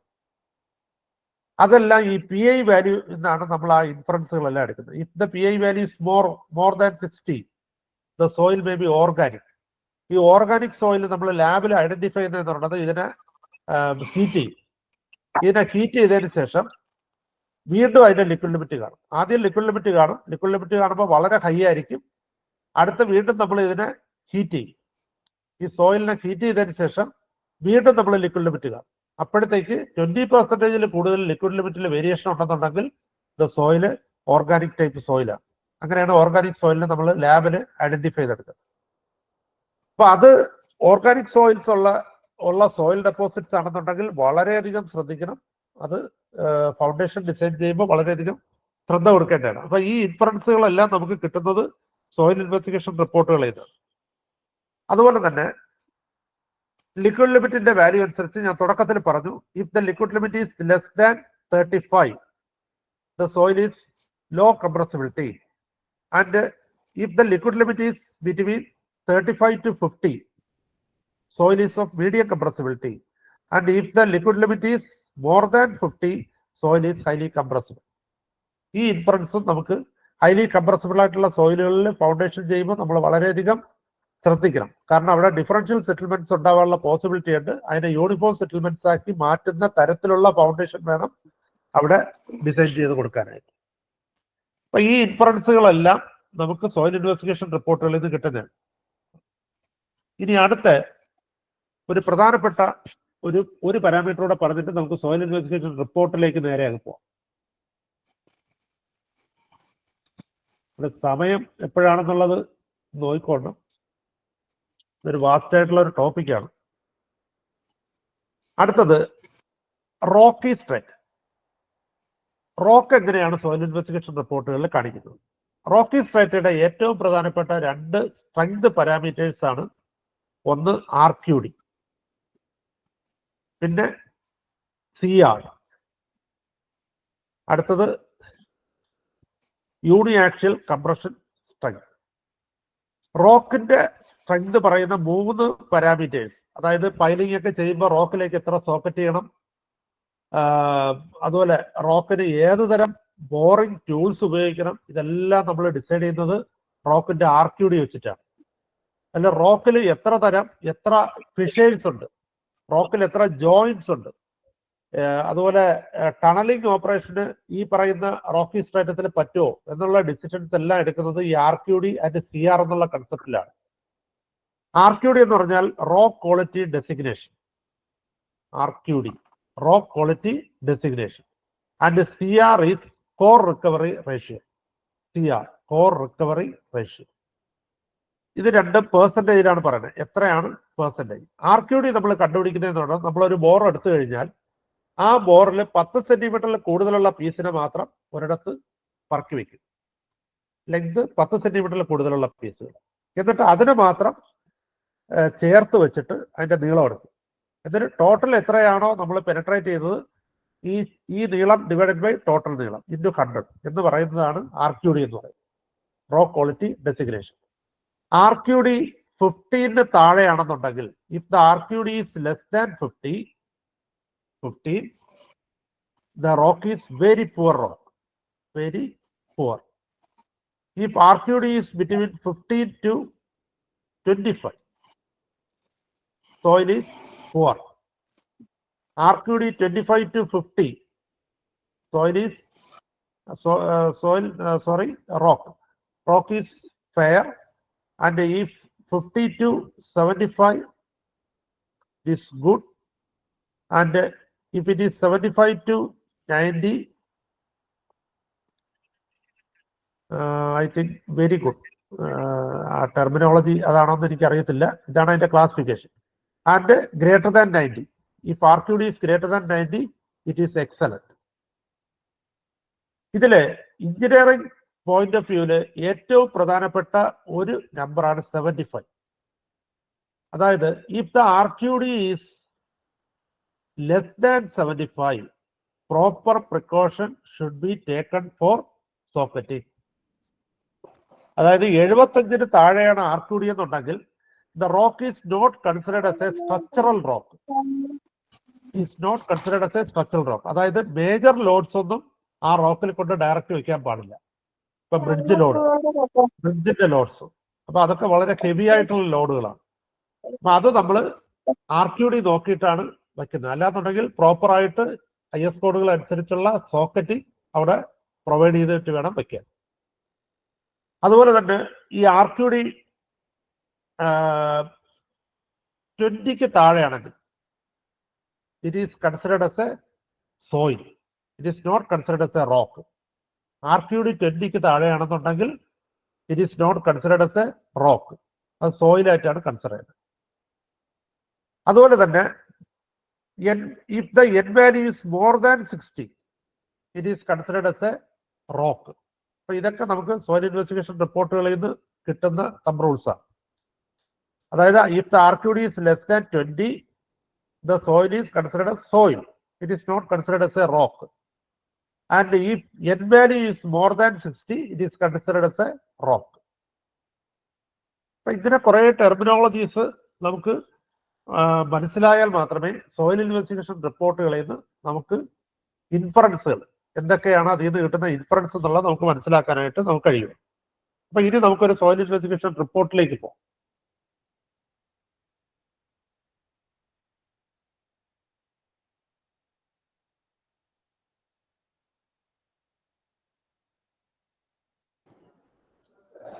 ഇത് ഒരു സോയിൽ ഇൻവെസ്റ്റിഗേഷൻ റിപ്പോർട്ടാണ്. സോയിൽ ഇൻവെസ്റ്റിഗേഷൻ റിപ്പോർട്ടിലെ ഏറ്റവും പ്രധാനപ്പെട്ട ആദ്യത്തെ ഒന്നാണ് ഇൻട്രഡക്ഷൻ. അതായത് ആ പ്രോജക്റ്റിനെ കുറിച്ചുള്ള ഒരു ഇൻട്രഡക്ഷനാണ് നമ്മൾ അവിടെ കൊടുക്കുന്നത്. എന്താണ് ഈ പ്രോജക്റ്റ്, എന്തിനു വേണ്ടിയിട്ടാണ് ഈ സോയിൽ ഇൻവെസ്റ്റിഗേഷൻ ചെയ്യുന്നത്. അടുത്ത് വരുന്ന സ്കോപ്പ് ഓഫ് വർക്ക്. എന്താണ് ഈ പ്രോജക്റ്റിൽ നമ്മൾ ചെയ്യാൻ പോകുന്നത്, എത്ര ബോർഹോൾ എടുക്കുന്നു, എത്ര ഡെപ്തിൽ ബോർഹോൾ എടുക്കുന്നു എന്നൊക്കെ ഉള്ള കാര്യങ്ങളാണ്. ഇനി ഇതിൽ ചില സോയിൽ ഇൻവെസ്റ്റിഗേഷൻ റിപ്പോർട്ടുകളിൽ ഒരു കാര്യം കൂടെ കാണും, ലിമിറ്റേഷൻ ഓഫ് ദിസ് വർക്ക് എന്ന് പറഞ്ഞിട്ട് ഒരെണ്ണം കാണാം. അതായത് അവർ ചില കാര്യങ്ങൾ അഡീഷണൽ ആയിട്ട് റെക്കമെൻഡ് ചെയ്യും. അതായത് അവരുടെ സോയിൽ ഇൻവെസ്റ്റിഗേഷൻ റിപ്പോർട്ടിൻ്റെ അകത്ത് ഈ സ്കോപ്പ് ഇല്ലായിരുന്നു, പക്ഷെ ഇതുകൂടെ നോക്കുന്നത് നല്ലതായിരിക്കും എന്നുള്ള ഒരു രീതിയിലുള്ള ഒരു ഇതുകൂടെ അതിൻ്റെ അകത്ത് വരും. പക്ഷെ ഇതിൻ്റെ അകത്ത് അത് പറഞ്ഞിട്ടില്ല. അടുത്തത് പറഞ്ഞിരിക്കുന്ന ഫീൽഡ് ഇൻവെസ്റ്റിഗേഷൻ. എന്തൊക്കെയാണ്, എന്ത് തരം ടെസ്റ്റുകളാണ് അവർ ചെയ്തിട്ടുള്ളത്, അതിൻ്റെ റിപ്പോർട്ടാണ്. പിന്നെ വരുന്നത് ലബോറട്ടറി ഇൻവെസ്റ്റിഗേഷൻ. ലബോറട്ടറിയിൽ ഏതൊക്കെ ടെസ്റ്റുകൾ ചെയ്തിട്ടുണ്ട്, അതിൻ്റെ പാർട്ടിക്കിൾ സൈസ് അനാലിസിസ്, അങ്ങനെയുള്ള കാര്യങ്ങൾ നമുക്ക് അതിൽ പറയും. പിന്നെ depth of water table is very important. Water table എത്ര ഡെപ്തിലാണുള്ളത്. ഇനി അടുത്ത ഏറ്റവും പ്രധാനപ്പെട്ട ഭാഗമാണ് റെക്കമെൻഡേഷൻസ്. അതാണ് വളരെ ഇമ്പോർട്ടൻറ്റ്. സോയിൽ ഇൻവെസ്റ്റിഗേഷൻ റിപ്പോർട്ടിൻ്റെ അകത്ത് ഈ ഇൻവെസ്റ്റിഗേറ്റ് ചെയ്യുന്ന ഏജൻസി അതിൻ്റെ അകത്ത് അവരുടെ റെക്കമെൻഡേഷൻസ് പറയും. ഇന്ന ടൈപ്പ് ഫൗണ്ടേഷൻസ് ചെയ്യാം, അതിൽ SBC ഇത്ര എടുക്കാം, അത് വെച്ചിട്ട് നിങ്ങൾക്ക് ഇത്ര ഫൗണ്ടേഷൻ, ഇന്ന ടൈപ്പ് ഫൗണ്ടേഷൻ ചെയ്യാം. അതുപോലെ അൾട്ടർനേറ്റീവ്സ് വരും. അപ്പോൾ ഒരു ഫൗണ്ടേഷൻ അല്ല എന്നുണ്ടെങ്കിൽ, കാരണം നമുക്ക് there are so many types of foundations, isolated footings, combined footings, പിന്നെ strip rafts, pile foundations, well foundations, so many type of foundations. So ഒരു ഫൗണ്ടേഷൻ അവർ തന്നു കഴിഞ്ഞാൽ അടുത്ത് മറ്റൊരു തരം മീഡിയ സ്ട്രക്ചർ ആണെന്നുണ്ടെങ്കിൽ ഇത് ഈ ടൈപ്പ് ഫൗണ്ടേഷൻ ആവാം, അടുത്ത് ഹെവി ലോഡാണ് വരുന്നതെന്നുണ്ടെങ്കിൽ അത് ഇന്ന ടൈപ്പ് ഫൗണ്ടേഷൻ ആവാം എന്ന് പറഞ്ഞിട്ടുള്ള റെക്കമെൻഡേഷൻ ആണ് അതിൻ്റെ സോയിൽ ഇൻവെസ്റ്റിഗേഷൻ റിപ്പോർട്ടിന്റെ ഏറ്റവും പ്രധാനപ്പെട്ട ഭാഗം. പിന്നെ ഒന്നുള്ളത് സബ്സോയിൽ പ്രൊഫൈൽ. താഴേക്ക് ഇൻവെസ്റ്റിഗേറ്റ് ചെയ്തപ്പോൾ ഓരോ ബോർഹോളിൻ്റെ അകത്തും എന്തൊക്കെ സോയിൽ പാരാമീറ്റേഴ്സ്, എന്തൊക്കെ ചേഞ്ചസ് ആണ് അതിൻ്റെ അകത്ത് വന്നിട്ടുള്ളതെന്നുള്ള അതിൻ്റെ ഡിസ്ക്രിപ്ഷൻ. അതിനുശേഷം വരുന്നതാണ് സോയിൽ ബോർഹോൾ. ഇതാണ് സോയിൽ ബോർഹോൾ എന്ന് പറയുന്നത്. ബോർ ലോഗ്, ഇതിനെ പറയുന്ന ബോർ ലോഗ് എന്നാണ്. ഈ ബോർ ലോഗില് ഏറ്റവും പ്രധാനമായിട്ട് ശ്രദ്ധിക്കേണ്ട കാര്യം ഒന്ന്, ഞാൻ ക്ലാസ്സിൽ നേരത്തെ പറഞ്ഞു, what is the date of investigation. ഈ സ്ക്രീന് കാണാമോ നിങ്ങൾക്ക്? കാണാം സർ. കാണാം സർ, കാണാം. ഇതിലെ ഒരു സോയിൽ ഇൻവെസ്റ്റിഗേഷൻ റിപ്പോർട്ട് നമ്മുടെ കയ്യിൽ കിട്ടിയാൽ ഒരു എഞ്ചിനീയർ ഏറ്റവും ഫസ്റ്റ് നോക്കേണ്ടത് അതിന്റെ ഡേറ്റ് ഓഫ് ഇൻവെസ്റ്റിഗേഷൻ. എന്നാണ് ഈ ബോർഹോൾ ഇൻവെസ്റ്റിഗേറ്റ് ചെയ്തത്. സോ ഇതിൽ പറഞ്ഞിരിക്കുന്ന ഡേറ്റ് 25/3/2024, അതായത് ഈ കഴിഞ്ഞ മാർച്ചിലാണ് ഈ ഇൻവെസ്റ്റിഗേഷൻ ചെയ്തിരിക്കുന്നത്. അടുത്ത് കഴിഞ്ഞാൽ ആദ്യം നോക്കേണ്ടതെന്ന് പറഞ്ഞാൽ what is the depth of water table. കാരണം സോയിൽ ഇൻവെസ്റ്റിഗേഷനിലെ ഫൗണ്ടേഷൻ പാരാമീറ്ററുകളിൽ ഏറ്റവും പ്രധാനമായിട്ടുള്ളതാണ് വാട്ടർ ടേബിളിന്റെ ലൊക്കേഷൻ. കാരണം സോയിൽ ബിഹേവ് ചെയ്യുന്നത് ഓരോ തരത്തിലാണ്. ഇപ്പൊ സാൻഡി ടൈപ്പ് സോയിലാണെന്നുണ്ടെങ്കിൽ ഏറ്റവും പ്രധാനം അവിടെ എഫക്റ്റീവ് പ്രഷറാണ്, ദാറ്റ് ഈസ് പോർ പ്രഷർ. ഇപ്പോൾ ഒരു സാച്ചുറേറ്റഡ് ആയിട്ടുള്ള ഒരു സാൻഡി ഡെപ്പോസിറ്റ്, അതിൻ്റെ അകത്ത് നമ്മളൊരു ലോഡ് അപ്ലൈ ചെയ്യുമ്പോഴത്തേക്ക് അതിൻ്റെ അകത്ത് രണ്ട് കമ്പോണൻസ് ആണ് അതിൻ്റെ അകത്ത് ലോഡ് എടുക്കുന്നത്. ഒന്ന് സാൻഡി പാർട്ടിക്കിൾസ് ആൻഡ് വാട്ടർ, അതിൻ്റെ ഇടയ്ക്കുള്ള പോറിലുള്ള വാട്ടർ. ഇനി suppose the soil is dewater, നമ്മൾ ആ സോയിലിന് വാട്ടർ ടേബിൾ താഴ്ന്നു. സോ വാട്ടർ ടേബിൾ താഴ്ന്നപ്പോൾ എന്ത് പറ്റി, അതിൻ്റെ പോറിൽ എയറായി. So air cannot take load. So അപ്പോഴും നമ്മൾ ലോഡ് അപ്ലൈ ചെയ്യുമ്പോഴത്തേക്ക് ഈ സാൻഡി പാർട്ടിക്കിൾസ് മൊത്തം ലോഡ് എടുക്കേണ്ടി വരും. So it is more stressed. അതാണ് എഫക്റ്റീവ് സ്ട്രെസ് എന്നുള്ള ഒരു കൺസെപ്റ്റ്. അപ്പൊ ആ സ്ട്രെസ് എടുക്കാൻ അത് ഏബിൾ ആണോ എന്നുള്ളത് ഈ എഞ്ചിനീയർ അനലൈസ് ചെയ്തിരിക്കുക. അതാണ് വാട്ടറിന്റെ എഫക്റ്റ്. ഇനി ക്ലേ ടൈപ്പ് സോയിലാണെന്നുണ്ടെങ്കിൽ അത് വളരെ എഫക്റ്റീവാണ് വാട്ടറിന്റെ ലൊക്കേഷൻ. അതായത് ചില മണ്ണുണ്ട്, ഇപ്പൊ ഈ വയനാടൊക്കെ അതാണുള്ളത്, അതായത് വെള്ള ലാറ്ററൈറ്റ് ആണ്. ലാറ്ററൈറ്റില് അതിന് പ്രധാനമായിട്ടും 3 തരം ലാറ്ററൈറ്റ് ഉണ്ട്.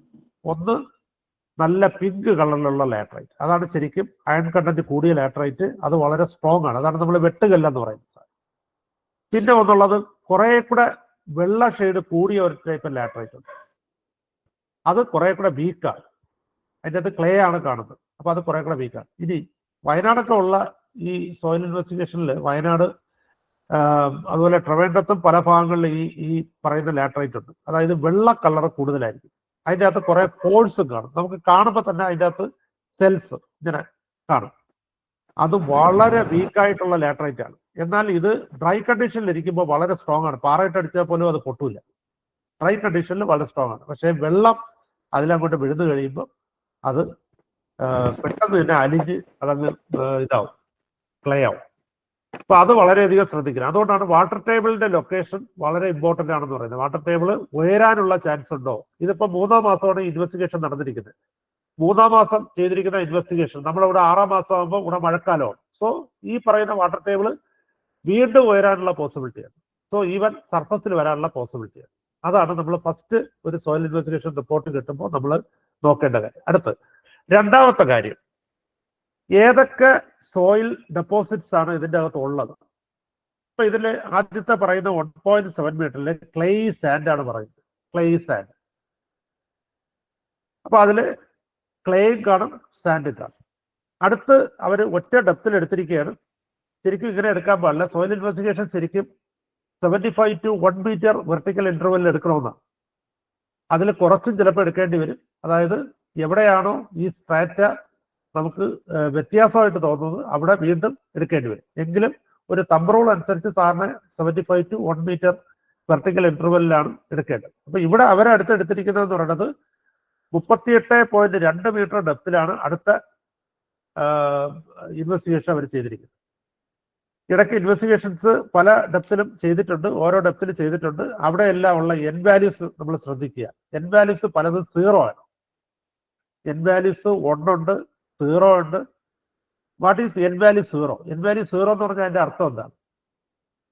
നമ്മളെ സാമ്പിളർ അതിന്റെ സെൽഫ് വെയിറ്റ് കൊണ്ട് തന്നെ ഈ പറയുന്ന 30 സെന്റിമീറ്റർ താഴ്ന്നു പോയി എന്നാണ് അതിന്റെ അർത്ഥം. അതിന്റെ സെൽഫ് വെയിറ്റ് ഒരു പെനട്രേഷനും ഇല്ലാതെ സെൽഫ് വെയിറ്റ് കൊണ്ട് അത് 30 സെന്റിമീറ്റർ താഴ്ന്നു പോയി എന്നാണ് എൻ വാല്യൂ 0 എന്ന് അതിന്റെ അർത്ഥം. അപ്പൊ ഇതിൽ പലയിടത്തും എൻ വാല്യൂ 0 ആണ്. എൻ വാല്യൂ 0 വരുമ്പോൾ എഞ്ചിനീയറുടെ മനസ്സിൽ പോവേണ്ട 1-2 ഇൻഫറൻസുകൾ എന്ന് പറയുന്നത്, ഒന്ന്, ഇത് ഫൈൻ ഗ്രൈൻഡ് സോയിൽ ആണെന്ന് നമുക്ക് കൺഫേം ചെയ്യാം. കാരണം താഴേക്ക് ചെല്ലുന്തോറും എൻ വാല്യൂ കൂടുന്നില്ല എന്നുണ്ടെങ്കിൽ നമുക്ക് മനസ്സിലാക്കേണ്ട ഏറ്റവും പ്രധാനപ്പെട്ട ഒരു ഇൻഫറൻസ് ഇത് ഫൈൻ ഗ്രൈൻഡ് സോയിലാണ്, അതായത് ക്ലേയോ സിൽറ്റോ ആണ്. അത് ഒരു പ്രധാനപ്പെട്ട ഇൻഫറൻസ് ആണ്. അടുത്ത പ്രധാനപ്പെട്ട ഇൻഫറൻസ് ആണ് ഇതിൽ നെഗറ്റീവ് സ്കിൻ ഫ്രിക്ഷൻ ഉണ്ടാവാനുള്ള പോസിബിലിറ്റി വളരെ കൂടുതലാണ്. അപ്പൊ അതിന് പ്രിക്കോഷൻ നമ്മൾ കൊടുക്കണം. നെഗറ്റീവ് സ്കിൻ ഫ്രിക്ഷൻ അറിയാലോ, സാധാരണ പൈല് നമ്മൾ താഴേക്ക് ലോഡ് കൊടുക്കുമ്പോൾ അതിന്റെ റിയാക്ഷൻ മുകളിലേക്കാണ് ആക്ട് ചെയ്യുന്നത്. പക്ഷേ ചില സ്ട്രാറ്റിഫൈഡ് ഡെപ്പോസിറ്റ്സ് കംപ്രസിബിൾ ടൈപ്പ് ആയിരിക്കും, ഹൈലി കംപ്രസിബിൾ ആയിരിക്കും. സോ അത് നിങ്ങളുടെ പൈലിനെ വീണ്ടും താഴേക്ക് തന്നെ വലിക്കും. സോ നമ്മൾ 100 kN ലോഡ് ആണ് നമ്മൾ പൈലിന് നമ്മൾ അസൈൻ ചെയ്യണമെന്നുണ്ടെങ്കിൽ നെഗറ്റീവ് സ്കിൻ ഫ്രിക്ഷൻ കാരണം ഈ 100 kN ലോഡ് പൈലിന് എടുക്കാൻ പറ്റത്തില്ല. അതിനാണ് നെഗറ്റീവ് സ്കിൻ ഫ്രിക്ഷൻ എന്ന് പറയുന്നത്. അപ്പൊ ഇന്നിപ്പോ ടൈം ഇല്ലാന്നുണ്ടെങ്കിൽ ഞാൻ കുറച്ചുകൂടെ അതിന്റെ കൺസിക്വൻസുകളുണ്ട്, അത് ഞാൻ പറഞ്ഞു തരുവാൻ. സർ ഇത് നമുക്കൊരു 9:15 വരെ എടുക്കാം. പക്ഷെ അത് കഴിഞ്ഞ് ഇത് കണ്ടിന്യൂ ചെയ്യണമെങ്കിൽ നമുക്ക് വേറൊരു ക്ലാസ് അറേഞ്ച് ചെയ്യാം. സാർ അത് പറഞ്ഞതിന് ഞാൻ ആദ്യം പറയാൻ വിട്ടുപോയി. നമുക്ക് വേറൊരു ക്ലാസ് കണ്ടിന്യൂ. ശരി. അപ്പൊ 9:15 ആകുമ്പോൾ നമുക്ക് നടത്താം. ഓക്കെ. അപ്പൊ ഇതിന്റെ അകത്ത് കുറെ മിസ്റ്റേക്കുകൾ ഉള്ളതെന്ന് പറഞ്ഞാൽ അവർ എൻ വാല്യൂ കണ്ടില്ലേ, 3 കോളത്തിലും ഒന്നായിട്ട് പോലും അവർ എൻ വാല്യൂ ഒന്നും തന്നെ ഇട്ടിരിക്കുന്നത്. അങ്ങനെയല്ല, ലാസ്റ്റ് 2 കോളത്തിന്റെ സമ്മേഷൻ എന്ന് പറയുന്നതാണ് എൻ വാല്യൂ. അത് ഇതിൽ എഴുതിയിരിക്കുന്നത് എല്ലാം തെറ്റാണ്. ഈ ഇൻവെസ്റ്റിഗേഷനിൽ അവർ എങ്ങനെയാണ് മിസ്റ്റേക്ക് വന്നതെന്ന് അറിയത്തില്ല, അത് തെറ്റാണ് എഴുതിയിരിക്കുന്നത്. അപ്പം ഇത് ഏറ്റവും വേഴ്സ്റ്റ് ആയിട്ടുള്ള ഒരു സോയിൽ ക്രൈറ്റീരിയ, ഏറ്റവും വേഴ്സ്റ്റ് ആയിട്ടുള്ള, അതായത് എൻ വാല്യൂ ഒരു 27 മീറ്റർ വരെയൊക്കെ എൻ വാല്യൂ എത്രയാണ്? 0 ആണ്. 0 എന്ന് പറഞ്ഞാൽ അതിന്റെ സെൽഫ് വെയിറ്റ് പോലും അതിനെടുക്കാൻ പറ്റത്തില്ല ആ സോയിൽ. അത്രയും ക്രിട്ടിക്കൽ ആയിട്ടുള്ള ഒരു സോയിൽ പാരാമീറ്റർ ആണ്. ഇനി ഈ ഇൻവെസ്റ്റിഗേഷൻ ചെയ്ത ആള് ഇതിപ്പോ 45.45 മീറ്റർ വരെ ചെയ്തിട്ടുണ്ട്. ഇത് എത്രയാണ്? ഒരു G+1 ബിൽഡിങ്ങിന് വേണ്ടിയിട്ടാണ്. G+1 ബിൽഡിങ്ങിന് വേണ്ടി അയാള് 45.45 മീറ്റർ വരെ സോയിൽ ഇൻവെസ്റ്റിഗേഷൻ ചെയ്തിട്ടുണ്ട്. ഇത്രയും ഡെപ്തിൽ ഒരിക്കലും ഫൗണ്ടേഷൻ കൊടുക്കുന്നത് എക്കണോമിക്കൽ അല്ല. അത് ഒന്നാമത്തെ കാര്യം. അടുത്ത് രണ്ടാമത്തെ ബോർഹോൾ അയാൾ എടുത്തപ്പോൾ അതിൻ്റെ അകത്ത് 25.45 മീറ്റർ ആയപ്പോൾ ടെർമിനേറ്റ് ചെയ്തു. അപ്പൊ അയാൾ കുറെ കൂടെ മിടുക്കനാണ്. കാരണം അയാൾക്കറിയാം അടുത്ത ബോർഹോൾ അത്രയും ഡെപ്തിൽ എടുക്കേണ്ട ഒരു കാര്യമില്ല.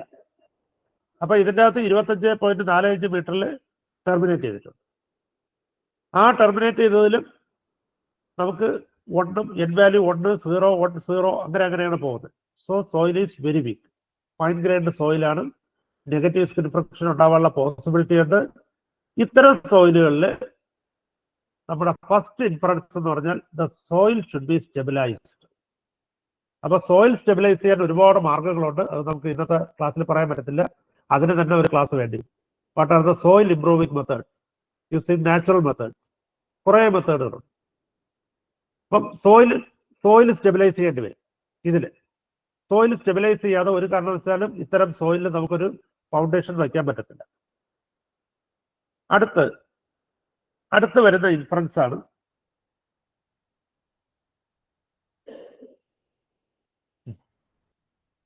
ഇതില് ആണല്ലേ CH എന്ന് പറഞ്ഞാൽ എന്താണ് മനസ്സിലാക്കേണ്ടത്? Clay of high compressibility. വീണ്ടും അടുത്ത ലെയറും CH തന്നെയാണ്. അപ്പൊ CH എന്ന് പറഞ്ഞാൽ ക്ലേ ഓഫ് ഹൈ കംപ്രസിബിലിറ്റി. അടുത്ത് SM. എന്താണ് SM? Silty sand. M എന്ന് പറഞ്ഞാൽ സിൽറ്റ് ആണ്, S എന്ന് പറഞ്ഞാൽ സാൻഡ് ആണ്. Silty sand. അടുത്ത് CHSP എന്ന് പറഞ്ഞാൽ ആദ്യത്തെ ഇതെന്ന് പറഞ്ഞാൽ CH. അപ്പൊ ഹൈലി കംപ്രസ്ഡ് ക്ലേ ആണ്. അതിന്റെ കൂടെ പുവർലി ഗ്രേഡഡ് സാൻഡും ഉണ്ട്. ഈ രണ്ട് മിക്സറാണ്. അടുത്ത CH എന്ന് പറയുമ്പോൾ ഹൈലി കംപ്രസിബിൾ ക്ലേ. അപ്പൊ ഇങ്ങനെയാണ് നമ്മൾ സോയിൽ ടൈപ്പ് ഏതാണെന്നുള്ള മനസ്സിലാക്കുക. അടുത്ത് ഇത് natural water content. Natural water content സാധാരണ എപ്പോഴും കൂടുന്നത് ഫൈൻ ഗ്രൈൻഡ് സോയിൽ, അതുപോലെ തന്നെ പീറ്റ്, അതുപോലെ ഓർഗാനിക് സോയിൽസ്. ഈ 3 തരം സോയിലിനും നാച്ചുറൽ മോയ്സ്ചർ കണ്ടന്റ് വളരെ കൂടുതലായിരിക്കും. പിന്നെ ബൾക്ക് ഡെൻസിറ്റി അതിനെക്കുറിച്ച് ഞാൻ പറയുന്നില്ല. അടുത്ത കോളമാണ് liquid limit. Liquid limit percentage എന്ന് പറയുന്നത് താണ്ടില്ലേ 112.7, 156.8, 140.2. ഇത് വളരെ ഹൈ ആണ്. അപ്പൊ ഇതിൽ നിന്ന് കിട്ടുന്ന ഇൻഫറൻസ് എന്താണ്? This is highly compressible and highly expansive. അപ്പൊ ആ പ്രിക്കോഷൻസ് രണ്ടും ഫൗണ്ടേഷൻ ഡിസൈൻ ചെയ്യുന്ന എഞ്ചിനീയർ എടുത്തിരിക്കണം. അടുത്തതാണ് PL എന്ന് പറഞ്ഞാൽ പ്ലാസ്റ്റിക് ലിമിറ്റ്. പ്ലാസ്റ്റിക് ലിമിറ്റ് വന്നിട്ട് 44.8, 43.1, 56.5. ഇറ്റ് ഈസ് വെരി ലോ അല്ലെ? ലിക്വിഡ് ലിമിറ്റ് അനുസരിച്ച് പ്ലാസ്റ്റിക് ലിമിറ്റ് നോക്കുമ്പോൾ plastic limit is very low. So PI value is very more. PI value is very high. PI value I think around 80-90. So the soil is highly expansive. PI വാല്യൂവിന്റെ പ്രധാനപ്പെട്ട inference എന്ന് പറഞ്ഞാൽ soil is highly expansive. അടുത്ത column പറയുന്നത് grain size distribution ആണ്. അതിൽ silt clay എത്ര percentage ഉണ്ട്? എല്ലാത്തിലും 98, 76, 96, 95. അപ്പൊ വളരെ ക്ലേ കണ്ടന്റും വളരെ കൂടുതലാണ്. എന്നാൽ സാൻഡിന്റെ പെർസെന്റേജ് വളരെ കുറവാണ്. പിന്നെ ഇതിൽ കുറച്ച് ഇൻഫറൻസുകൾ ഉള്ളതെന്ന് പറയുന്നത് ഇതിൻ്റെ അകത്ത് ഉള്ള കൊഹഷൻ എത്രയാണ്, പൈ വാല്യൂ എത്രയാണ്. അപ്പം ഈ ഇൻഫറൻസുകളെല്ലാം നമുക്ക് സോയിൽ ഇൻവെസ്റ്റിഗേഷൻ റിപ്പോർട്ടുകളിൽ നിന്ന് നമുക്ക് കിട്ടും. ഇനി ഇതിൽ കൊടുത്തിരിക്കുന്ന ഇംപ്രൂവ്മെന്റ് എന്താണെന്നുള്ള അവർ കൊടുത്തിരിക്കുന്ന റെക്കമെൻഡേഷൻ കൂടെ പറഞ്ഞിട്ട് നിർത്താം. അവരെന്ത് റെക്കമെൻഡേഷനാണ് ഇതിനകത്ത് കൊടുത്തിരിക്കുന്നത്?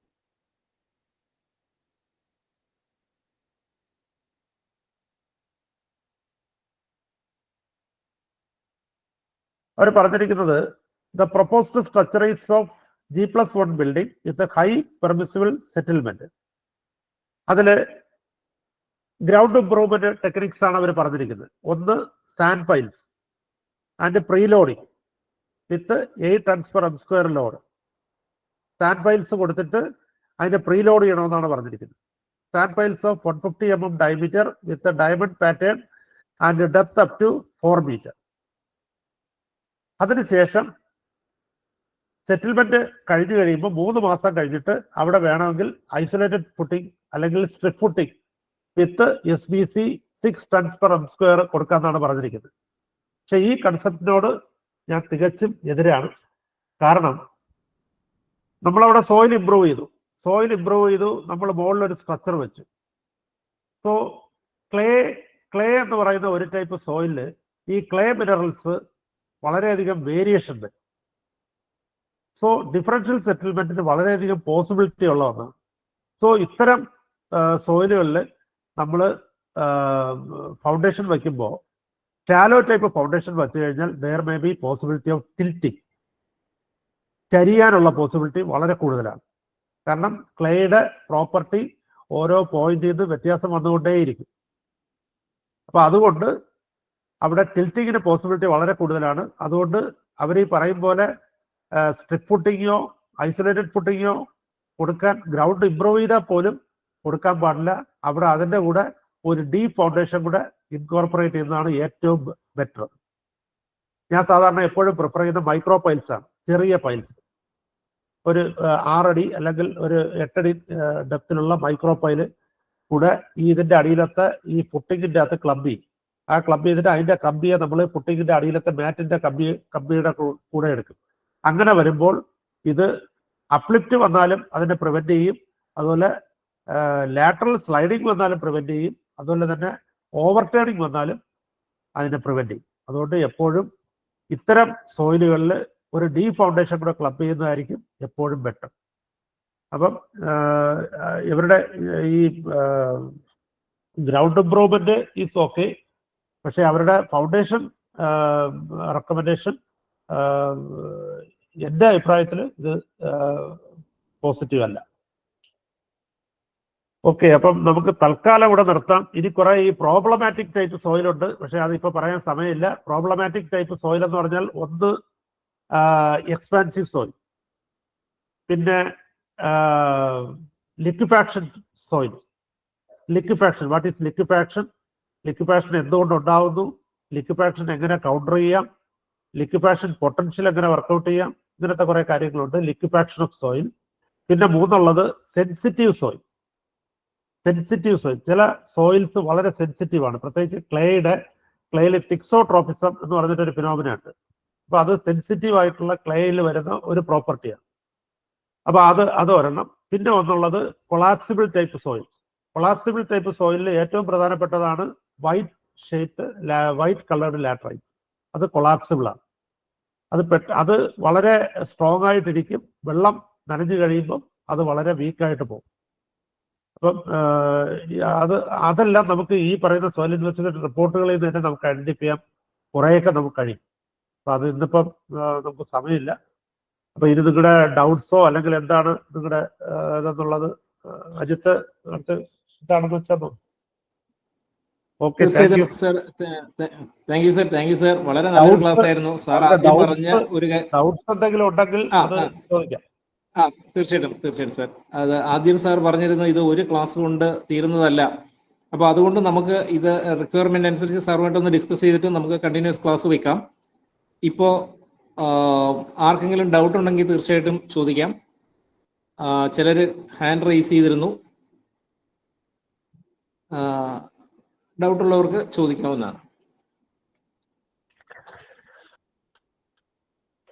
സാർ, എനിക്ക് തന്നെ ഒരു സംശയമുണ്ട്, ഞാനത് ആദ്യം ചോദിച്ചോട്ടെ.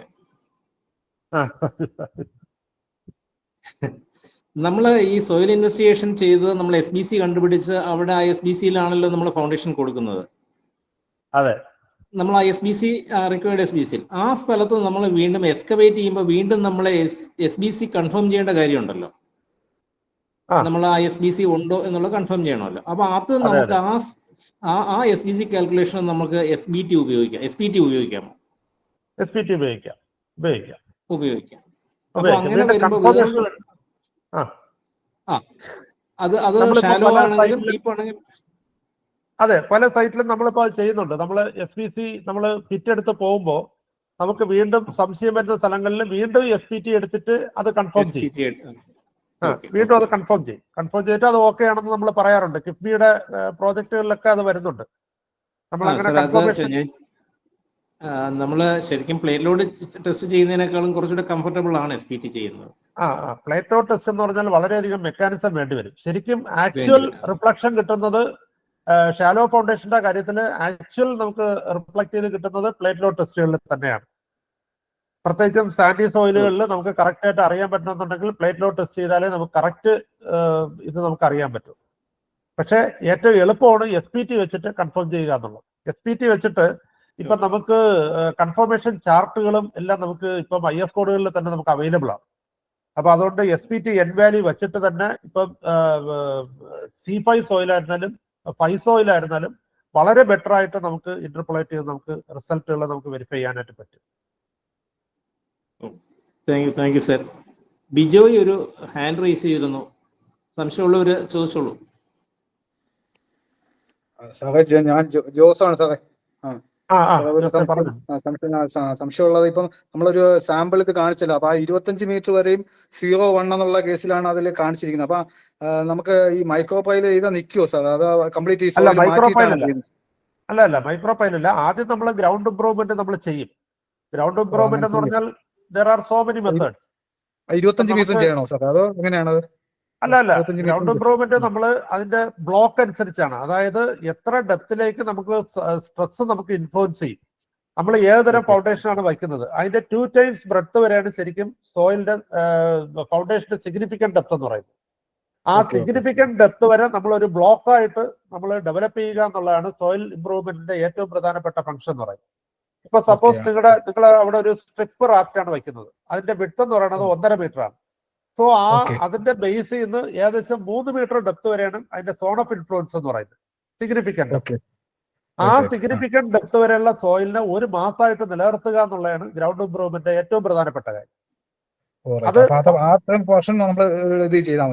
ഇംപ്രൂവ് വേണ്ട, അത്രയും നമ്മൾ ഇംപ്രൂവ് ചെയ്തിട്ട് അതിനൊരു ബ്ലോക്കായിട്ട് നമ്മൾ നിലനിർത്തിക്കൊണ്ട് ഈ ഓവർ ടേണിംഗ് ഫെയിലുവർ വരാനുള്ള പോസിബിലിറ്റിയാണ് ഞാൻ പറഞ്ഞത്. മൈക്രോ പൈലുകൾ കൂടെ കൊടുത്തു കഴിഞ്ഞാൽ അവിടെ എവിടെയായിട്ട് മൈക്രോ പൈലുകൾ റാൻഡമായിട്ട് കൊടുത്താലും മതി. പക്ഷെ അത് കൊടുത്തു കഴിയുമ്പം ഓവർ ടേണിംഗ്, അതുപോലെ തന്നെ എക്സ്പാൻസീവ് ക്ലേസ് കൊണ്ട് തന്നെ കെട്ടിടങ്ങളിൽ വിള്ളലുകൾ വളരെയധികം ഉണ്ടാവും. കാരണം അൾട്ടർനേറ്റ് റൈസിങ് ആൻഡ് ലോവറിങ്. അപ്പൊ അത് നമുക്ക് ഈ മൈക്രോ പൈലുകൾ ഉണ്ടെന്നുണ്ടെങ്കിൽ അതിന്റെ ഫ്രിക്ഷൻ കപ്പാസിറ്റി കൊണ്ട് തന്നെ ഇതിന്റെ റൈസിങ് നമുക്ക് തടയാനായിട്ട് പറ്റും. വളരെയധികം എഫക്റ്റീവ് ആണ്.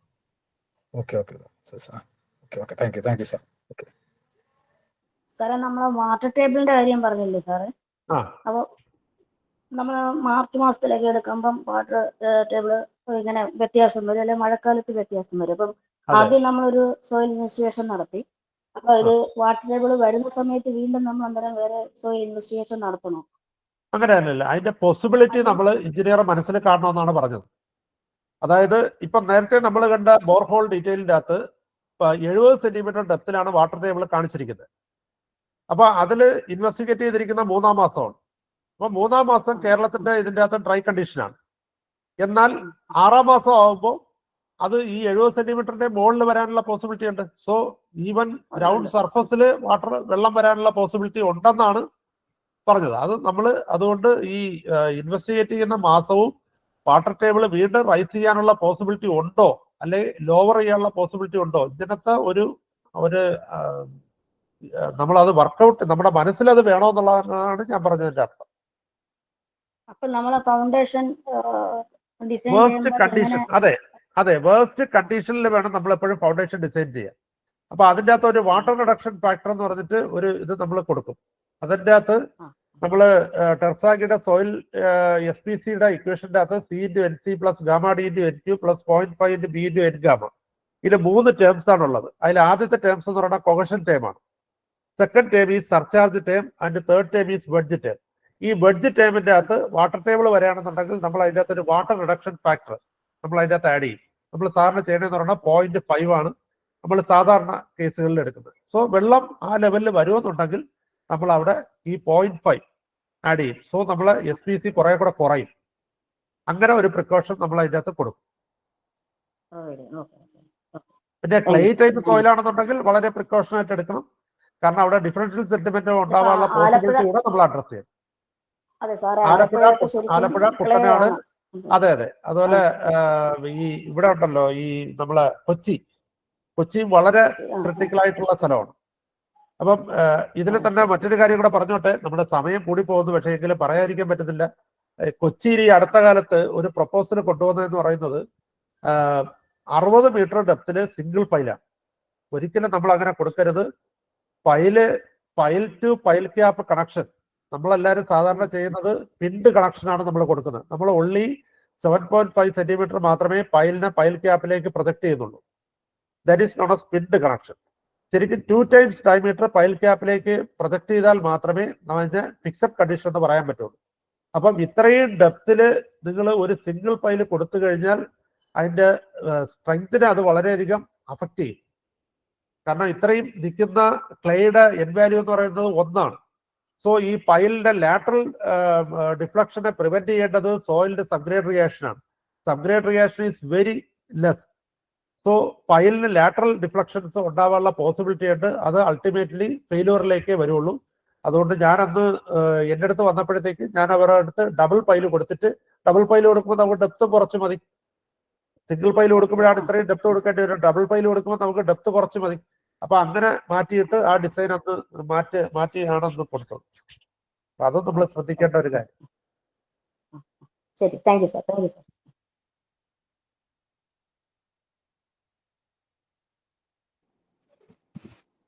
സാർ റോക്കിന്റെ സ്ട്രെങ്ത് കാൽക്കുലേറ്റ് ചെയ്യുമ്പോൾ RQD കാണുന്നൊരു പറഞ്ഞല്ലോ, അത് എങ്ങനെയാണ് 10 സെന്റിമീറ്റർ ഉള്ള പീസ് ഒന്നുകൂടെ എക്സ്പ്ലെയിൻ ചെയ്യാൻ പറ്റും സാർ?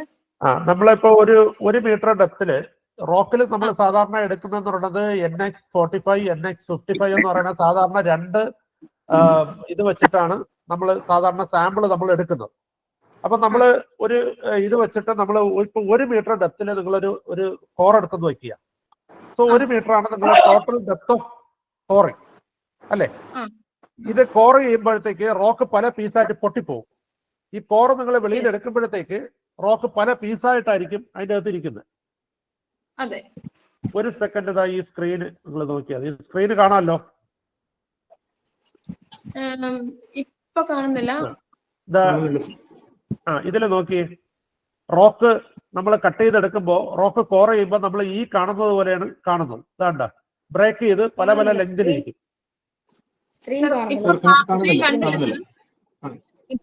കാണുന്നുണ്ടല്ലോ? ഇല്ല, കാണുന്നില്ല സാർ. മനീഷ സ്ക്രീൻ ഷെയർ ചെയ്യപ്പെടുന്നില്ലല്ലോ. ഇല്ല സാർ, കാണുന്നില്ല. ഒരു മിനിറ്റ്.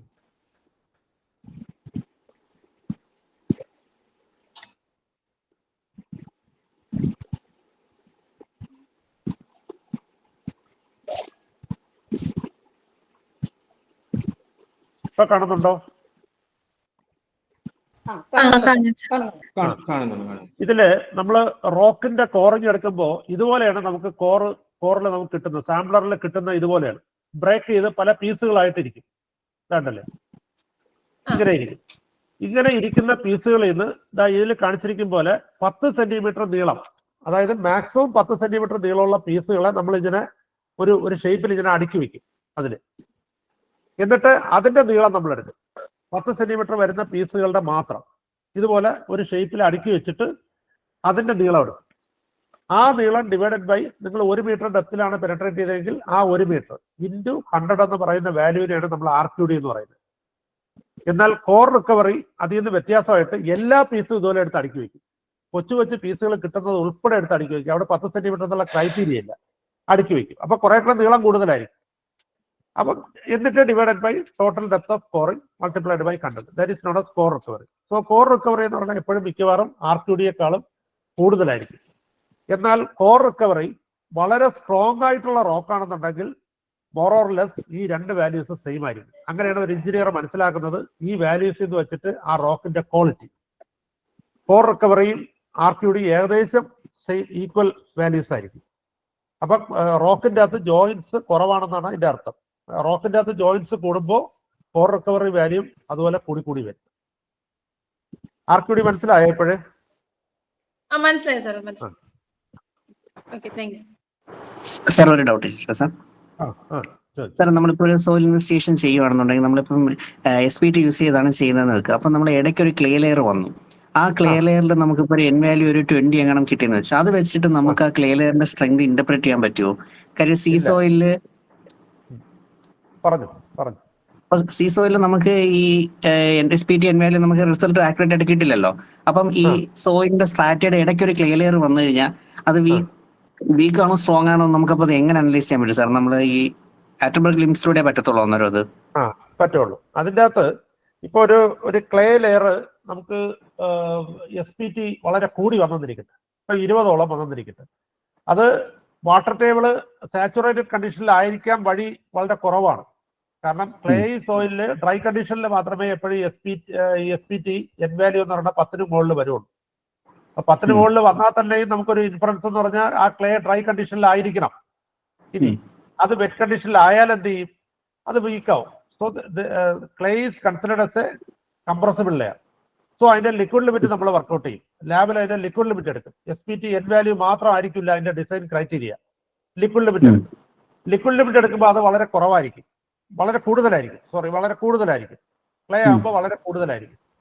അപ്പൊ അത് കംപ്രസിബിൾ ആയിട്ടുള്ള സോയിൽ ലെയർ ആണ്.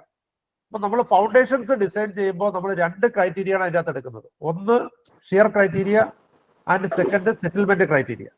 ഇപ്പൊ ഷിയർ ക്രൈറ്റീരിയയിൽ നിങ്ങൾ ചിലപ്പോൾ ഇത് നിങ്ങൾക്ക് കൂടുതൽ വാല്യൂ ചിലപ്പോൾ കിട്ടിയെന്നിരിക്കും. കാരണം നിങ്ങൾക്ക് SPT N-value 20 കിട്ടി, കാരണം സോയിൽ ഡ്രൈ കണ്ടീഷൻ ആയിരുന്നു. പക്ഷേ സെറ്റിൽമെന്റ് ക്രൈറ്റീരിയയിൽ വരുമ്പോൾ അവിടെ ഫെയിലിയർ ആവും. കാരണം അവിടെ കൺസോൾട്ടേഷൻ സെറ്റിൽമെന്റ് ആണ് നമ്മൾ എടുക്കുന്നത്. കൺസോൾട്ടേഷൻ സെറ്റിൽമെന്റ് വരുമ്പോൾ ക്ലേക്ക് സെറ്റിൽമെന്റ് കൂടുതലാണ്. സോ അതുകൊണ്ട് അവിടെ അത് ഫെയിലിയർ വരും. സോ നിങ്ങളുടെ ലോഡ് വീണ്ടും അവിടെ കുറയും. അതുകൊണ്ട് ഈ SPT N-value ക്ലേക്ക് 20 കിട്ടിയെന്ന് പറഞ്ഞുകൊണ്ട് ആ സ്ട്രെങ്ത് നമുക്ക് ഒരിക്കലും ഡിസൈനിലേക്ക് വരത്തില്ല. അത് വീക്ക് തന്നെയാണ്. Okay sir, thank you. Okay.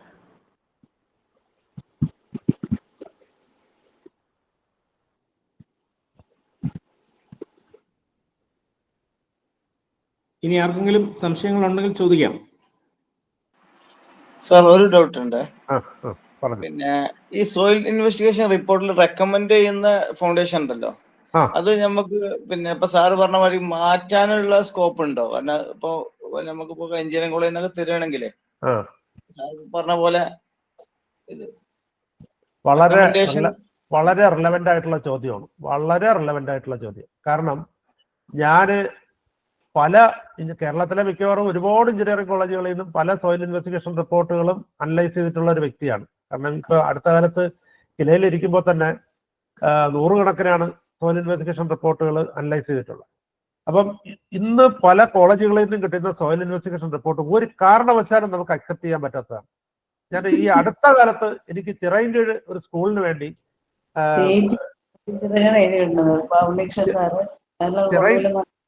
ചിറയിൻ്റെ ഒരു സ്കൂളിന് വേണ്ടി നമ്മളൊരു സോയിൽ ഇൻവെസ്റ്റിഗേഷൻ ചെയ്തു. അത് ചെയ്തത് തിരുവനന്തപുരം CET എന്നാണ്. എന്നിട്ട് അവർ തന്ന റെക്കമെൻഡേഷൻ എന്ന് പറയുന്നത് എന്താണെന്നറിയോ? 4 മീറ്ററിൽ നമ്മൾ ഐസൊലേറ്റഡ് പുട്ടിങ്ങിന് കുഴിച്ചിട്ട് 3 മീറ്റർ കോൺക്രീറ്റ് നിറച്ചിട്ട് അതിന്റെ മുകളിൽ ഐസൊലേറ്റഡ് പുട്ടിങ് കൊടുക്കാൻ വേണ്ടിയിട്ടാണ് അവരുടെ പ്രപ്പോസൽ, റെക്കമെൻഡേഷൻ. ഈ റെക്കമെൻഡേഷൻ ഞാൻ അവസാനം അവിടെ തന്നെ ഞാൻ അവരുടെ അടുത്ത് തന്നെ ചോദിച്ചു, ഇതെങ്ങനെ ചെയ്യുമെന്നുള്ളതുകൂടെ നിങ്ങളത് പറഞ്ഞുതരാൻ പറഞ്ഞു.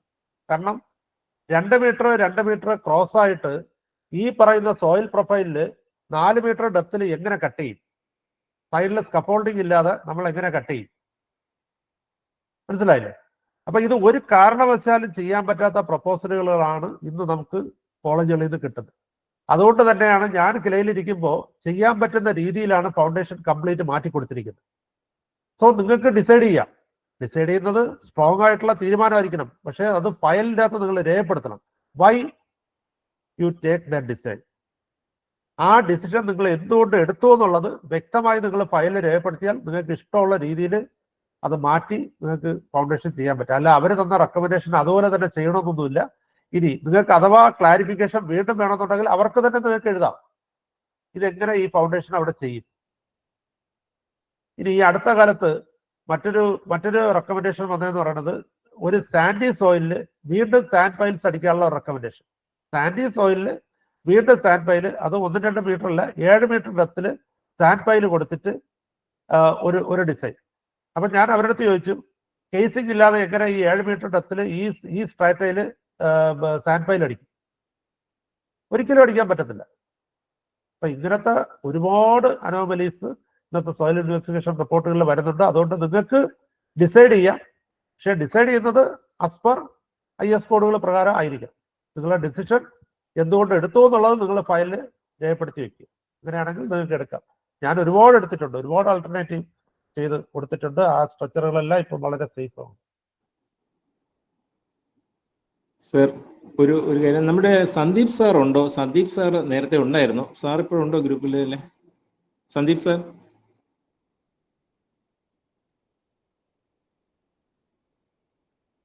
സന്ദീപ് സാർ ഇല്ലാന്ന് തോന്നുന്നു. ആ സാർ ഇടയ്ക്ക് ഉണ്ടായിരുന്നു. എന്തായാലും ഇനി എന്തെങ്കിലും സംശയങ്ങളുണ്ടോ? ആരെങ്കിലും ഉണ്ടെങ്കിൽ ചോദിക്കാം.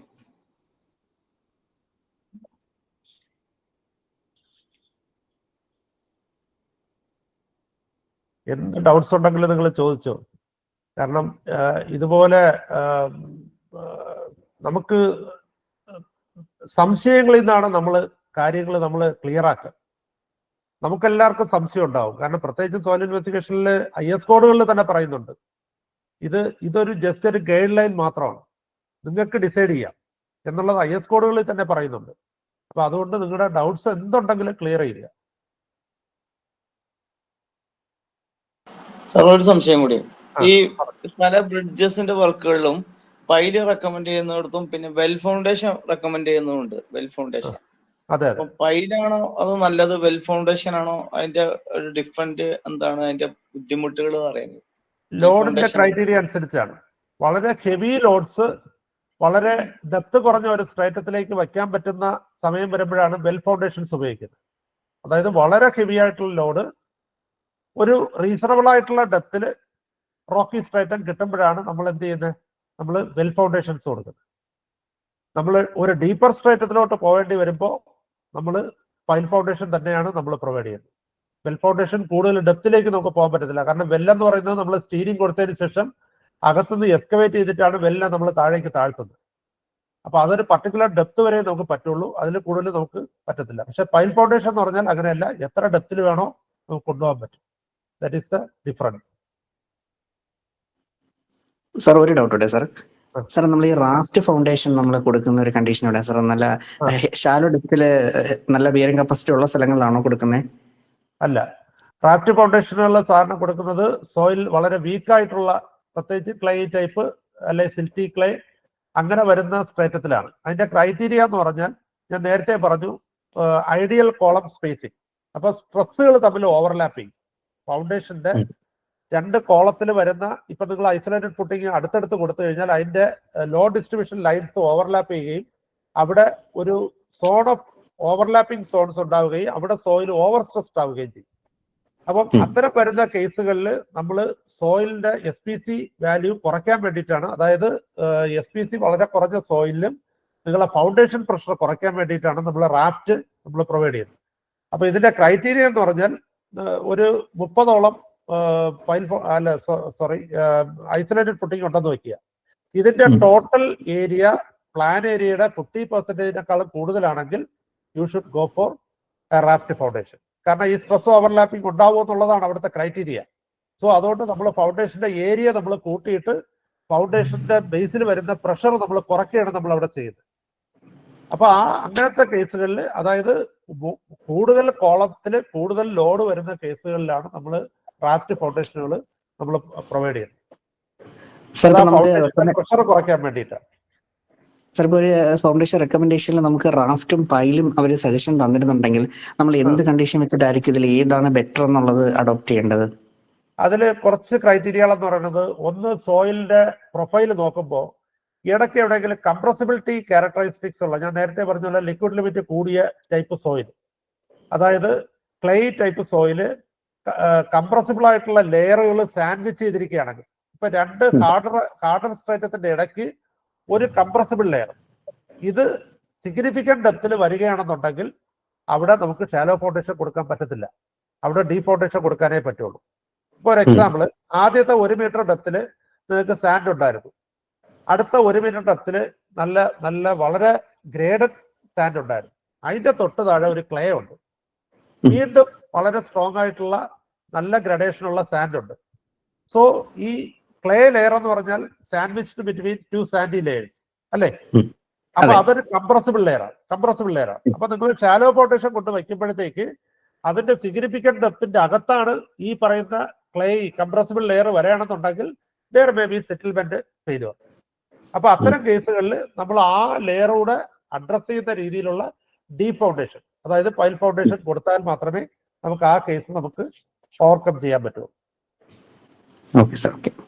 അപ്പൊ ഇങ്ങനെ കുറെ ക്രൈറ്റീരിയാസ് ഉണ്ട്. നമുക്ക് ഇന്നിപ്പോ ടൈം ഒരുപാട് ലിമിറ്റേഷൻ ആണ്, അതുകൊണ്ടാണ് അത് കൂടുതൽ പറയാൻ പറ്റുന്നത്. അല്ലെങ്കിൽ കുറച്ച് സോയിൽ ഇൻവെസ്റ്റിഗേഷൻ റിപ്പോർട്ടുകൾ എടുത്തു വെച്ചിട്ട് തന്നെ നമ്മൾ ഡിസ്കസ് ചെയ്യണം. അപ്പോഴേ കാരണം ഓരോ സോയിൽ ഇൻവെസ്റ്റിഗേഷൻ റിപ്പോർട്ടിലും ഓരോ ഇൻഫറൻസ് ആണ്. അപ്പൊ അതിനനുസരിച്ച് നമ്മൾ ചർച്ച ചെയ്താലേ അത് കുറെ കൂടെ നിങ്ങൾക്ക് ക്ലിയർ ആവും. Sir, there is one question in the chat box, sir, by Ashok Kumar, sir.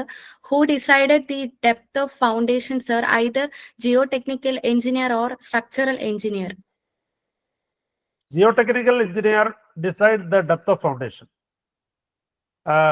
The structural engineer is worked up to the foundation loads, and as per the loads, the geotechnical engineer should design the foundation as per the soil investigation reports. The foundation depth is decided mainly as per the IS code criteria and also the Rankines equation, that is P by gamma into 1 minus sin phi by 1 plus sin phi the whole square. That is the minimum depth of foundation as per IS codes. So the geotechnical engineer should decide what may be the depth of foundation as per the soil investigation reports.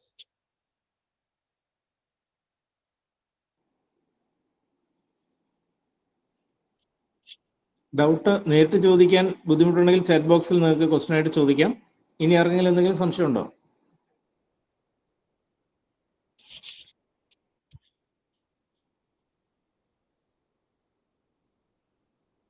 ആരും respond ചെയ്യുന്നില്ല.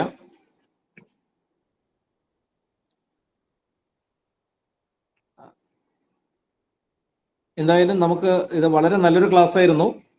ഇനിയും ഒത്തിരി കാര്യങ്ങൾ sir പറഞ്ഞതുപോലെ പറയാനുണ്ട്. നമുക്ക് ഇതിൻ്റെ ഒരു കണ്ടിന്യൂഷൻ ക്ലാസ് സാറുമായിട്ട് ഡിസ്കസ് ചെയ്തതിന് ശേഷം നമുക്കൊരു കണ്ടിന്യൂഷൻ ക്ലാസ് നമുക്ക് 1 or 2 ക്ലാസ് വെക്കുന്നതിന് ബുദ്ധിമുട്ടില്ല, നമുക്ക് കണ്ടിന്യൂ ചെയ്യാം.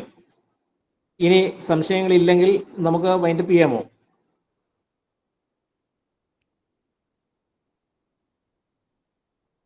എന്തായാലും ഇവിടെ വളരെ നല്ലൊരു ക്ലാസ് പ്രസന്റ് ചെയ്ത സാറിന് ടർട്ടിൽ സ്മാർട്ടിൻ്റെ പേരിലും അസോസിയേഷൻ്റെ പേരിലും നമ്മുടെ അസോസിയേഷൻ ഓഫ് എഞ്ചിനീയേഴ്സിൻ്റെ പേരിലും ഹൈടെക്കിൻ്റെയും ഇന്ത്യ കോൺക്രീറ്റ് ഇൻസ്റ്റിറ്റ്യൂട്ടിൻ്റെ പേരിലും ഞാൻ വളരെ നിസ്സീമമായ ഒരു നന്ദി അറിയിക്കുകയാണ് വൈൻഡ് ചെയ്യുന്നതിന് വേണ്ടി. Manisha. Thank you, sir. As we conclude the second section of the Turtle Smart Tech Talk series on the topic decoding geotechnical investigation reports, I would like extend a heartfelt thank you to all who made this section a great success. Firstly, we are deeply honored and grateful to Engineer R.S. Anil Kumar sir for sharing his vast experience and insights. With over 13 years of expertise in geotechnical engineering, his presentation provided invaluable perspectives that will certainly enrich our professional journeys as civil engineers. And I would like to thank Engineer Ajit Kumar sir and thank all the participants who took the time to join us today.